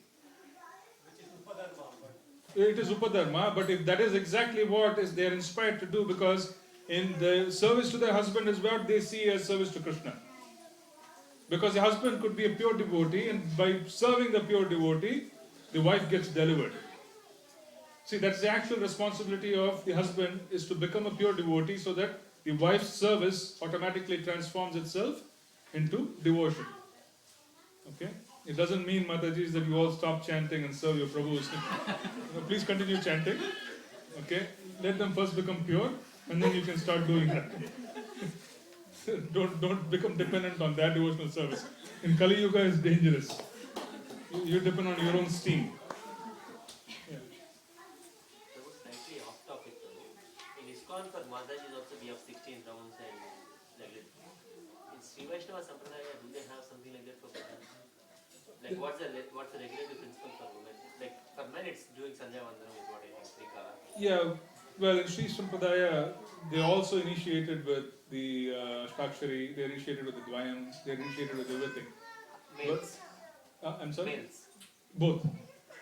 Even the females, when they receive initiation, they also receive the Ashtakshari, Dvayam, all the other mantras. They do.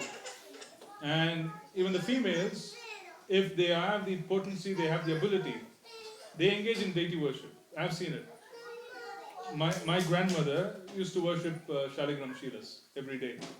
She used to wake up at 3 o'clock, have a bath in the well.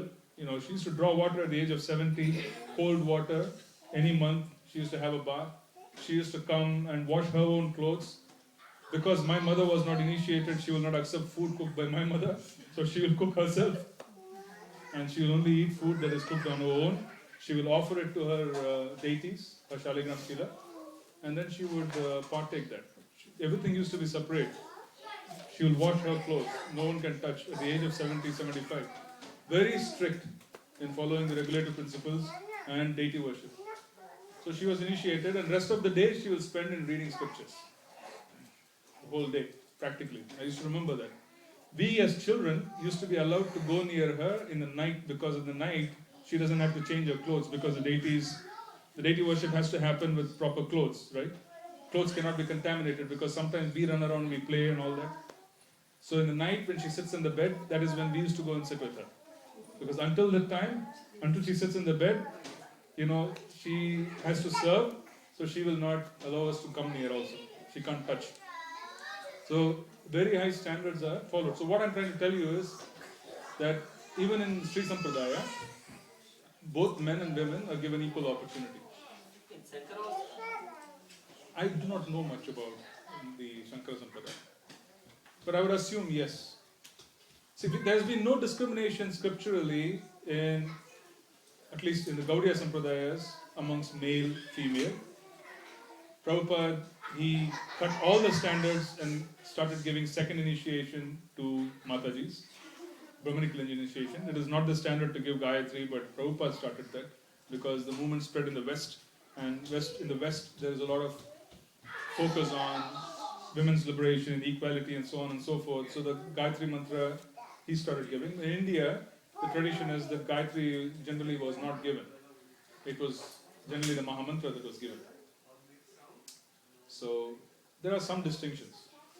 No, you also mentioned taking bath with cold water, your grandmother. Does it mean that we should try to take bath with cold water? Prabhupada used to recommend that. Here also. Yeah, Srila Prabhupada used to recommend that. I'm not recommending it. I'm not even saying that you should try out cold water. Who knows what is suitable for you. I don't like cold water early in the morning either. I'm not saying that, I love cold water. But the point which I'm trying to make here is that the person was very austere. It was not like she was a Prabhu and only Prabhus are supposed to do it. She never saw any restrictions. Actually, I remember that our family, the devotion in the family was wonderful until such time she was on the planet.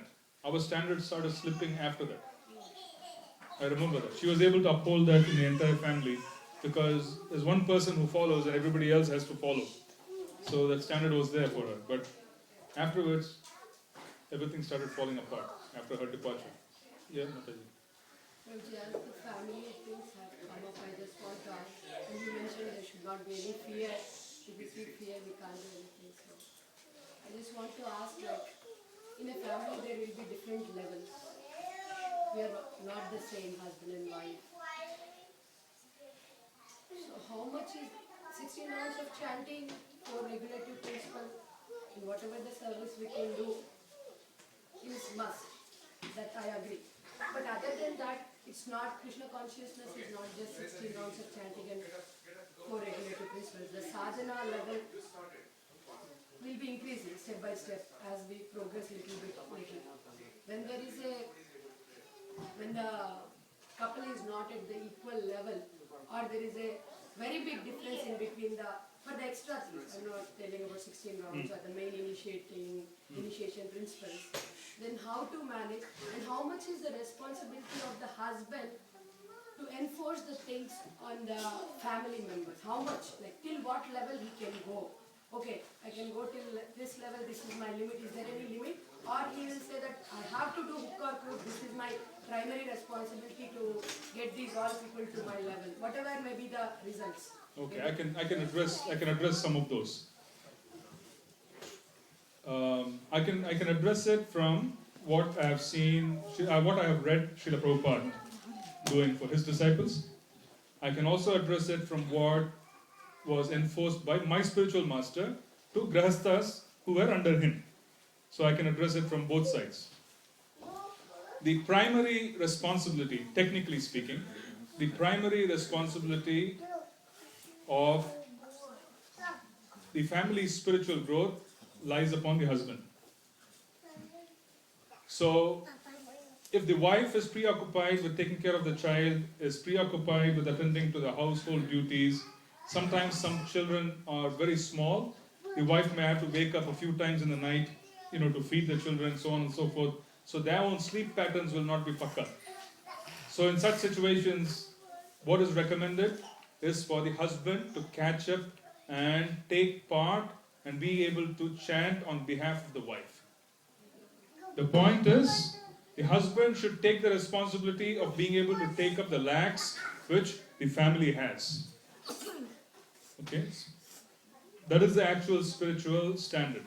So for instance, we wear the Brahmin thread, right? Now, the Brahmin thread in general for Grihasthas, I'm not sure about whether it's practiced here in our movement, is supposed to have 6 threads. 3 for the husband and 3 for the wife.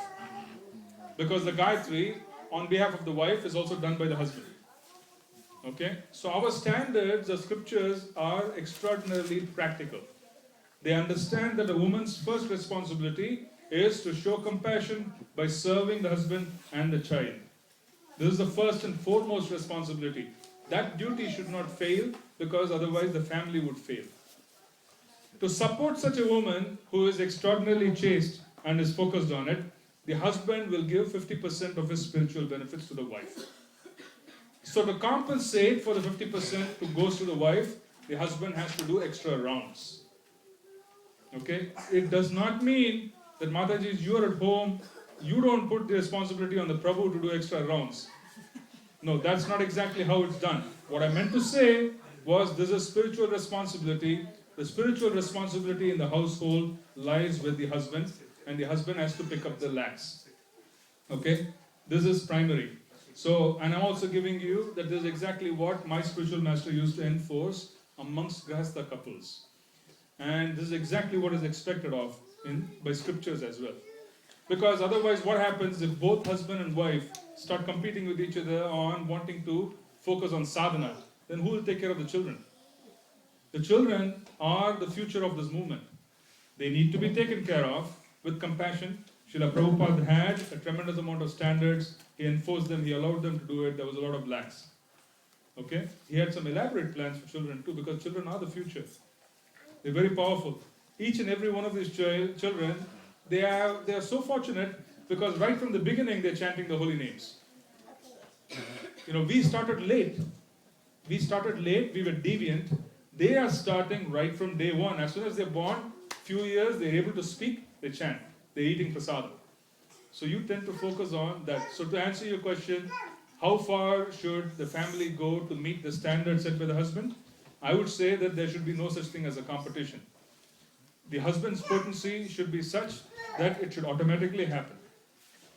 The husband's potency should be such that automatically in the household, if there is enough spiritual power, the children, the wife should also make advancement. They should lose taste for material life and they should make advancement. That's exactly what it is. That's how it is. So it has to be done with a practical mindset. Let's sum it up that way. It has to be practical. Your children are more important than anything else. To what level a spouse should worry about the other person other than the 16 rounds and 4 regulative principles? I want to be very clear on that, Prabhuji, because 16 rounds of chanting is done, 4 regulative principles are followed, let's say. 16 rounds I'm not saying quality, because quality we never know when it will come, we can't promise to others. But if they are doing that and they are in the path in devotion, how much is the responsibility of, let's say, husband only, as he is the family head? Yeah. To make them, how much, there should be something, right? Okay, I tried this much level, now it's not working. Which point I should leave? Something should be continuously you say the things, sometimes it may shiver the basement. Yeah, I can understand. Careful. Did he get hurt? Okay? No, he's okay. He's okay. Yeah, he's okay. So the question is again, Mataji, this is a matter of dialogue. This is a matter of dialogue between husband and wife in terms of sadhana. Okay? In terms of sadhana, how strict should the person be? How much? Well, Srila Prabhupada was compassionate with us. So similarly, we also have to be compassionate with the pace. Okay? He held himself, Srila Prabhupada held himself in the highest standard, but was extraordinarily compassionate upon others. This should be a proper mood for anyone who is a leader. be it a husband, be it a wife, you have to hold yourself at the highest standard, but be very compassionate towards others. This was the standard which Prabhupada said. Hold yourself at the high standard, be compassionate towards others so that they can catch up. They can catch up. It's a gradual process. It cannot happen overnight. So you have to blend it with what is required for sure, plus what is required for sure in other areas of life. Responsibilities and so on. Yeah. Prabhuji, my question is on speaking the prayers. Sometimes prayers are very heavy, but our consciousness level is not that great. So how should we take it? Are we qualified to speak those prayers? Good question. I can answer that. There's a very nice way to chant the prayers given by our acharyas. Okay? First, pray to the person who has written the prayer and beg for mercy from them so that you can chant the prayer in their mood. If you're reading prayers written by Narottam Das Thakur, beg mercy from Narottam Das Thakur. If you're reading prayers written by Srila Bhaktivinoda Thakur, beg mercy from Srila Bhaktivinoda Thakur before you start chanting. And beg them and say that I'm offering this, please bestow upon me your grace so that I can offer it in your mood. Any question? Anything else? Yes, Mataji. Hare Krishna. What can a wife do on behalf of a husband? You said that the husband should take the lead in a family, and so if it's going to be like an opposite case, is there anything that the wife can do? You can chant extra rounds. No, I was not being light, but the responsibility is equal. Let's understand this. It's a question of who is better situated for them to be able to render a certain service. In general, men are better situated to be able to focus on heavy sadhana. The body, their bodies, their responsibilities, their need to be available for children and so on and so forth are moderately less, or you can say quite less compared to the importance of a mother. So if there's a small child, the small child would need the mother more than it would need the father. So in such circumstances, one needs to focus more on the male being able to contribute.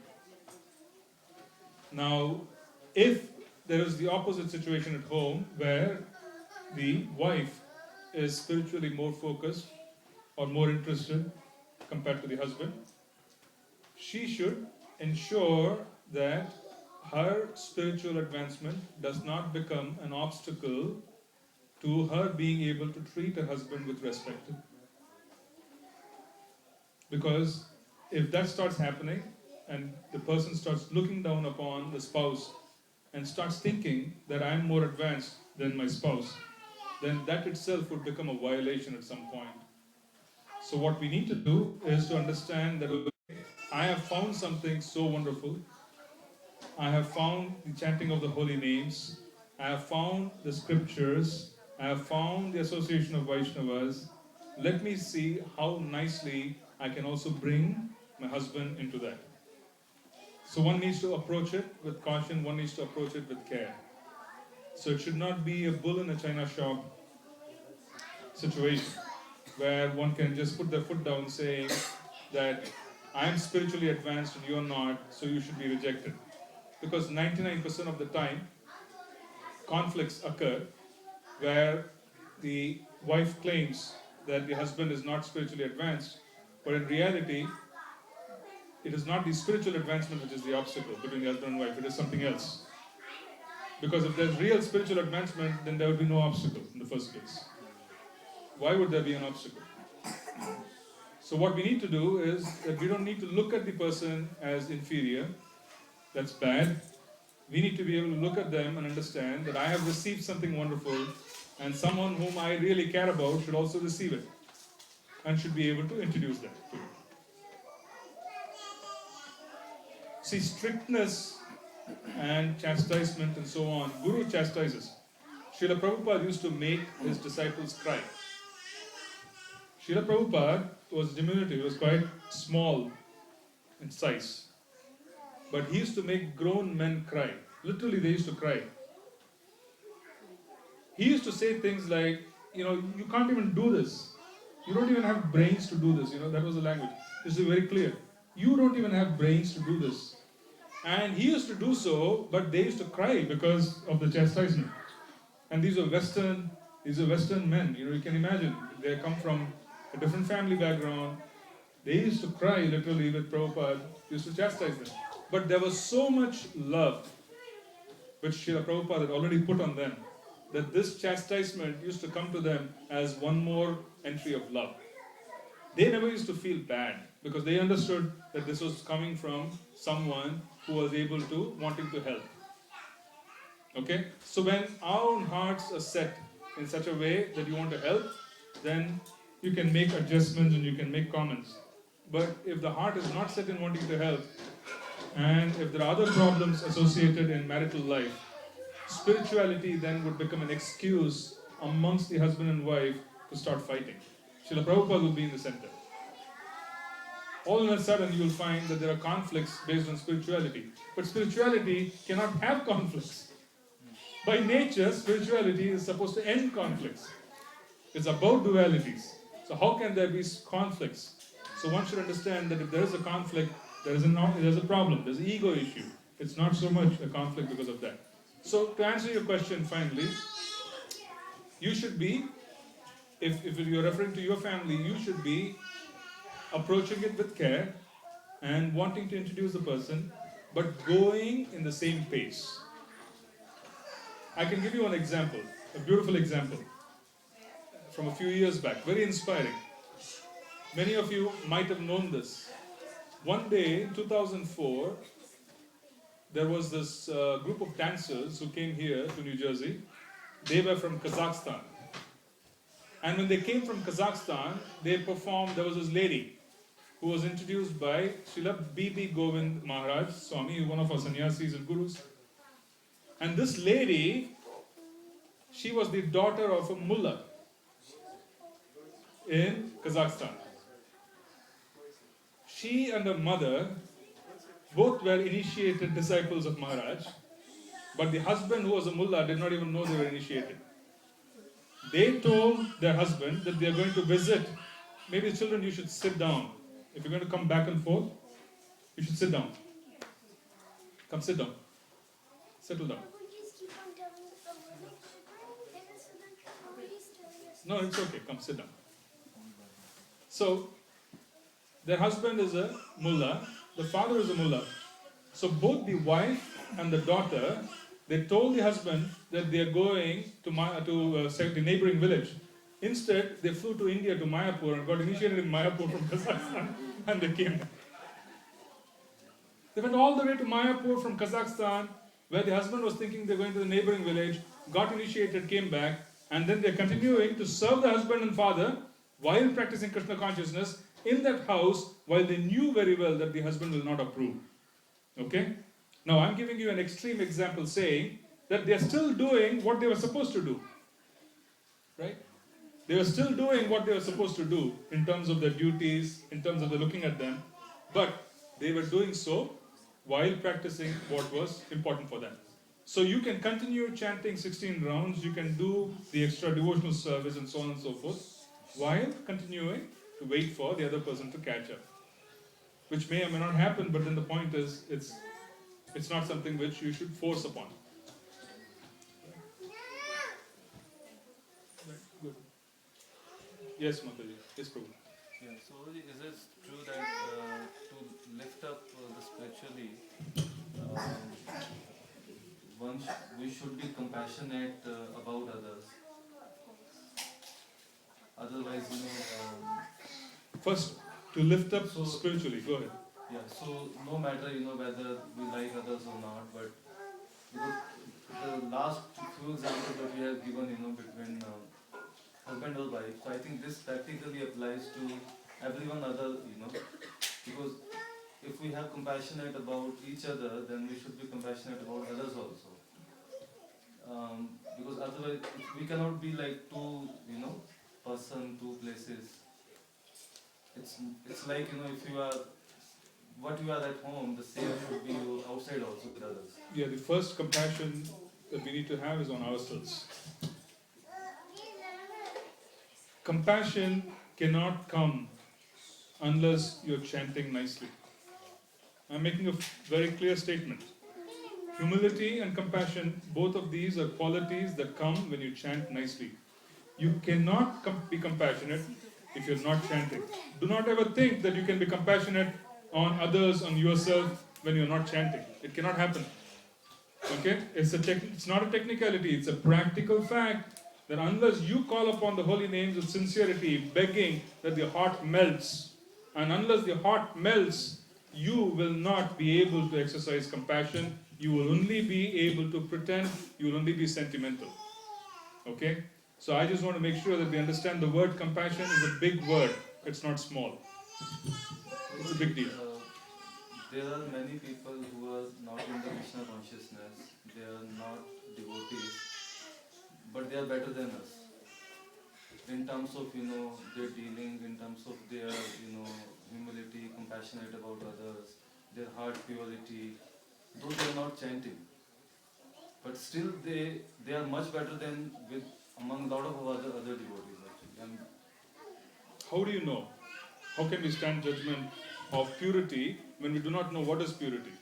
How do we stand judgment of compassion when we do not know what is real compassion? Srila Prabhupada, while he was walking alongside a golf course, he used to look at these, it was not a golf course, it was actually lawn ball. These old people, in the old people's home, they push ball and then they are playing with ball, this lawn ball or whatever they call it. And Srila Prabhupada looked at them and there were tears in his eyes. And he was saying, they're so old and they're still wasting their time like little children, pushing the ball from one side to the other. They could die any minute. Tears started coming. Now one would say that what was the need for tears, because they were rich people.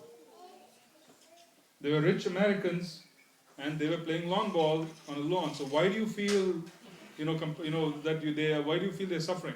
But that is why I'm saying that you cannot define compassion unless you have the ability to cry. Our scriptures say very clearly that when you have the ability to cry upon the mercy that Lord Chaitanya has bestowed upon us, then Lord Nityananda will become yours. And when he becomes yours and he carries Kripa Shakti of Bhagavan, you can really be compassionate. You cannot be compassionate unless you chant.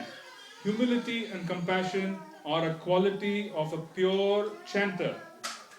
Otherwise, we would always be taking decisions based on material consideration. So what I'm trying to tell you is that our judgment of compassion is based on our perception. It is not based on scripture. It is not based on the experience of our acharya. So we should be very careful in defining this, because you should learn to ask for this from Krishna. Mahavishnu, when he appeared 500 years back as Advaita Acharya, he cried. Can we carry the compassion of Advaita Acharya? That compassion was so great that it drew Krishna to the material world. He cried because Mahavishnu had this responsibility. He lies on the Karunadakshai ocean. He impregnates the material universe with souls. So he becomes responsible. He says, these jivas are here. I have to take them out. His compassion was so great that he was worshipping and crying. And that compassion brought forth Krishna to the material world. So one has to realize what is real compassion. What we see is that we compare the behavior of patients. Okay, we are in a hospital. When we go into a temple and we are coming into the Bhakta Vriksha, we are associating with other devotees. We are in the hospital associating with patients who are in varying degrees of sickness.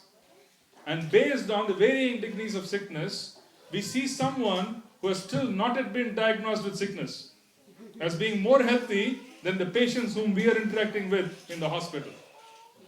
We are saying that fellow has cancer, but that cancer has not yet even been diagnosed. He is running around thinking he has no cancer and he is going to die tomorrow. But based on his health, his behavior, we project that on these patients here who are slowly being told they have cancer, and their behavior is becoming violent. It's like an extraordinarily dirty room.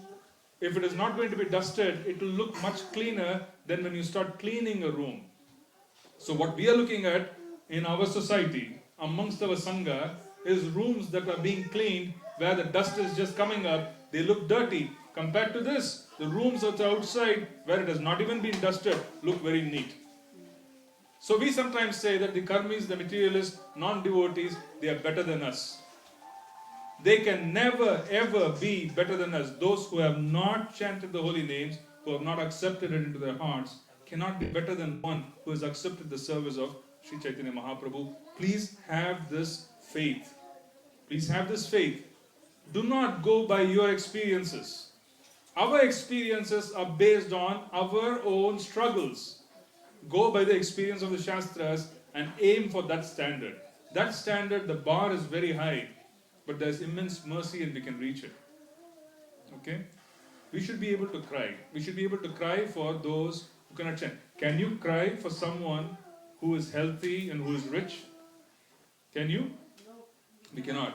We can only cry for someone whose heart is, whose leg is broken or something like that, who is suffering, because our eyes are telling us that we are suffering. But in reality, trust me, the greatest fear and the greatest calamity that can come into any person's life is dying without being able to chant the holy names. There can be no other great calamity other than dying without being able to chant the holy names. Trust me, it's the most fearsome situation ever. Okay? I'm speaking with tremendous amount of conviction when I say it's the most fearsome situation, because there's great conviction in me that the most unfortunate person is the one who is not going to be able to chant while he is going to die. Yes, Mataji. Yeah, my doubt is that Prabhuji, that Krishna said that one has done the service unto me till the end of his life, but is not able to remember me at the time of death. I'll take care of him, I'll come personally and save him. So where is the situation that there is a dangerous situation? Even though there is one devotee who has done the service but is not able to remember, but Krishna comes personally and helps him. No, I'm talking about those who have not come in touch with the movement. I'm not practically saying one who cannot chant, but yes, Krishna says that even if you forget, I will remember. He will remember. It's because I'll come to it. Please understand this. How many of you here, we're all very young. How many of you have really thought about death?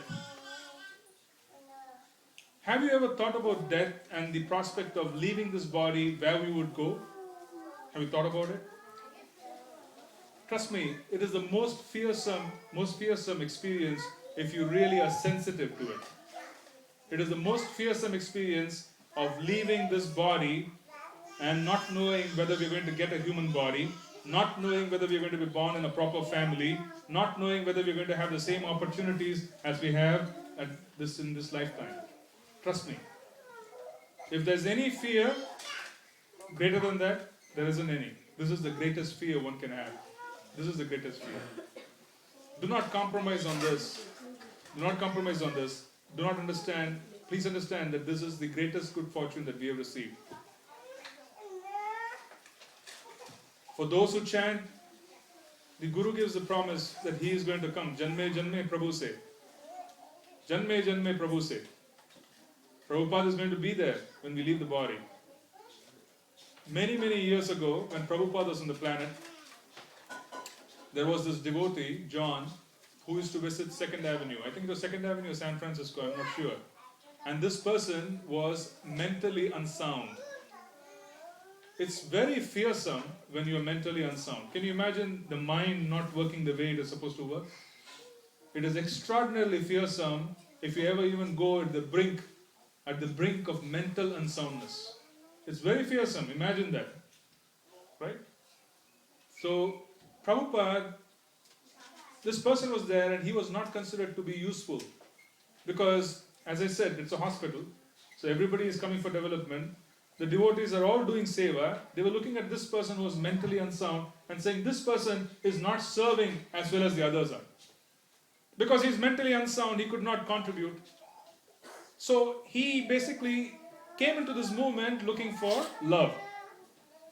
But maybe he was discriminated against because he could not serve as efficiently as a mentally sound person. Maybe he was a burden. Maybe he used to just come and become a nuisance, some sort of a little bit of a nuisance. One day, Prabhupada returned after a tour and asked about this person. And the devotees told him that he committed suicide. The devotee committed suicide because he was mentally unsound and it led to a suicide. Srila Prabhupada started crying and he became grave and he went into a trance. And he went into a trance for almost 5 minutes, even though people were around him. They could understand that Prabhupada was not there. He was literally in the body, but at the same time people could understand Prabhupada was not there. And then Prabhupada snapped and he came out of it. And devotees asked him, saying, "What is it which you are experiencing?" And Prabhupada said, "I requested Krishna that soul be sent to a devotee family as a child." So Prabhupada was so compassionate, immaterial of who it was. It was not that he was a big manager of a big project which Prabhupada had. It was not that he was a sannyasi, big preacher. Prabhupada was just compassionate on every soul on this planet. And he looked at them equally.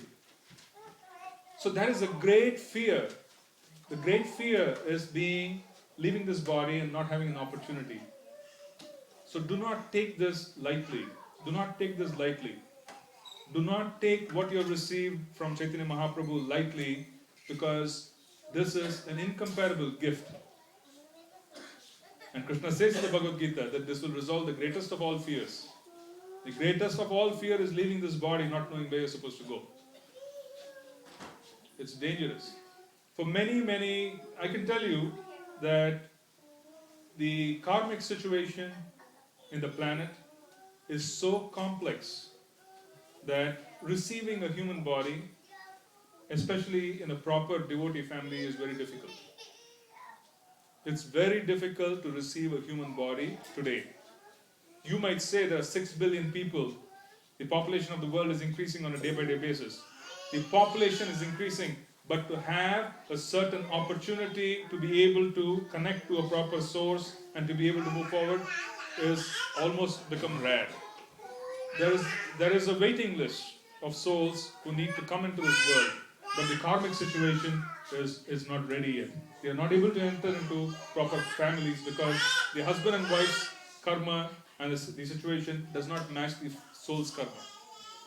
So do not ever think that the opportunity that you've got can be taken lightly. Do not think about it. In fact, when I go before Krishna, I start praying to him and I'm calling upon him. I basically tell him to take out all stops.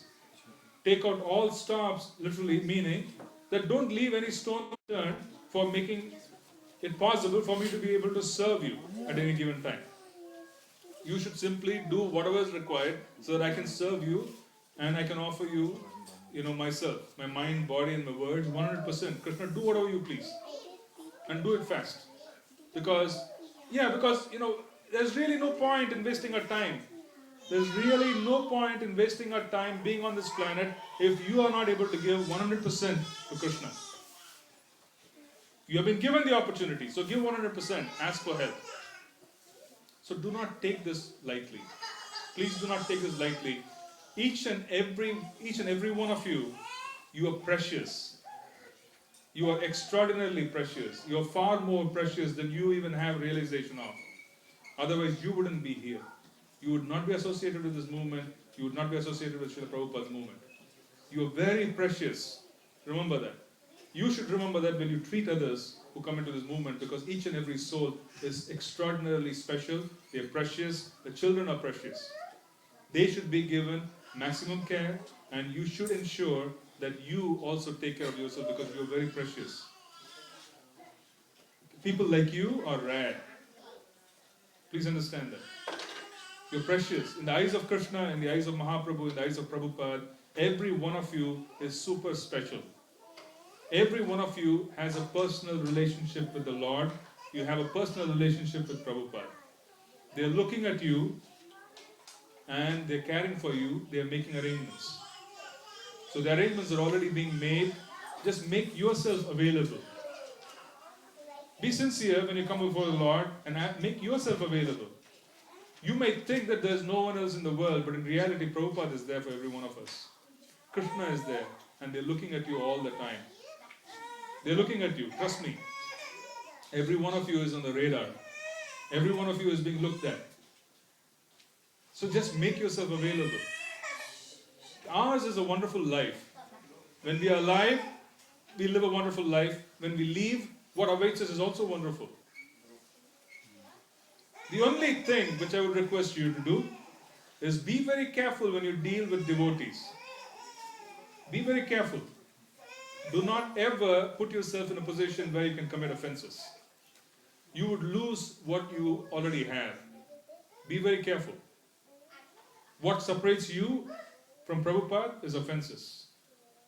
Otherwise, there's nothing else. So just protect yourself from offenses and do what Prabhupada has asked us to do, is eat prasadam and chant. He has made no other demands of us. He's not asking for anything else. Tell me if he's asking for anything else, I'll challenge you. He is not asking you for anything else. He is saying, eat prasadam, chant. You tell me if there's anything else. Sevan Mukhe Jivado. This is the word of Srila Rupa Goswami. Just follow that principle and you'll be all right. I think we have gone way beyond. Okay, Mataji, one last question here. Prabhuji, you mentioned the biggest calamity in life is to die without chanting. But we see a lot of elders in our family, they worship demigods and they think they're doing the right thing. So every other person I met in India believes that they're doing the right thing. That they're worshipping some demigod, they're worshipping Sai Baba, somebody. You know, and so there's no hard and fast rules in all those worships. So they just go to the temple whenever they want and that's it. And what is your suggestion to them? I mean, everybody thinks they're doing the right thing. What should we do about them? Well, see, the fact is as follows. Hinduism, as it is practiced today, has survived invasions.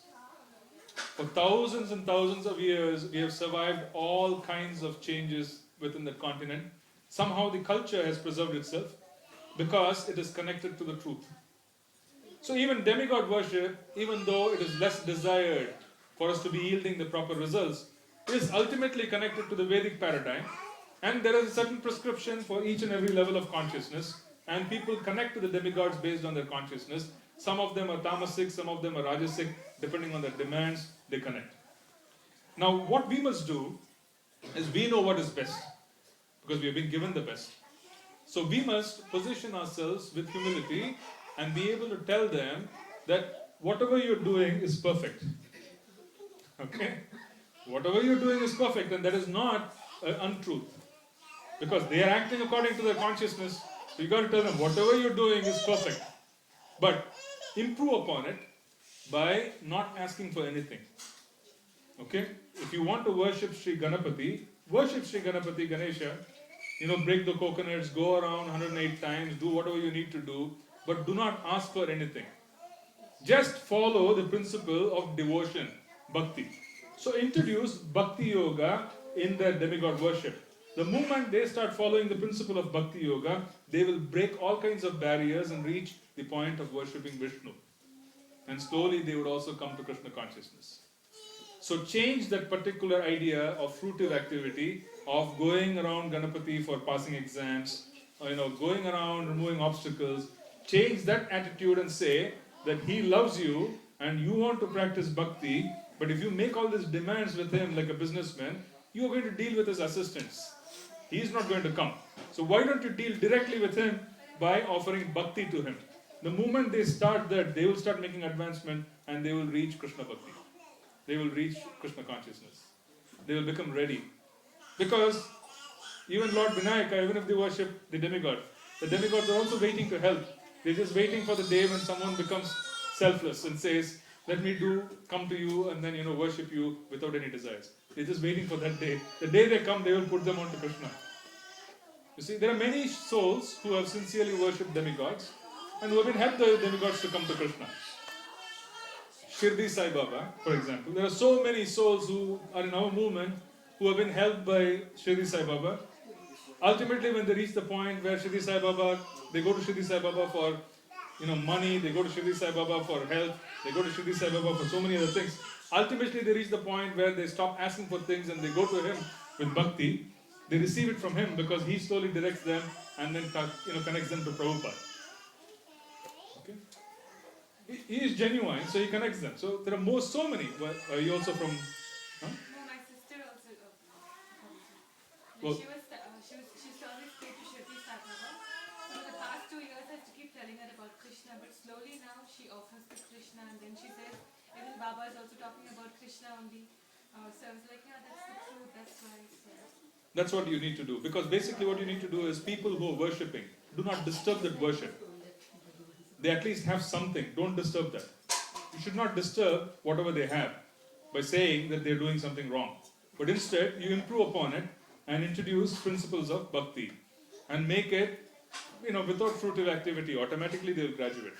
Even is it applicable to Mayavadis too or not? See, no one, I'll tell you something, no one really knows philosophy. Your average Indian knows nothing. Right? It's a potpourri. The average Indian of today, they really are a mixed bag. It's like khichdi. What they know is little from here, watching a few movies, here, there. It's an assembly of knowledge. It's not based on scriptural knowledge. So to even discuss philosophy such as Mayavad or Vishishtadvaita, Advaita and so on and so forth, it'll just go over their head because no one really knows what the philosophy is. No one does. All they are is they're very simple people with few demands. So we make it simple for them. That's it. Right? We make it very simple for them. Don't complicate it. Right? So I think it was a long session, much longer than what I thought it was going to be, but we're used to it. Right? So thank you so much. I wish and pray and hope that every one of you, all the obstacles that you have on your path to surrender to Srila Prabhupada, be completely smashed, just as he used to smash the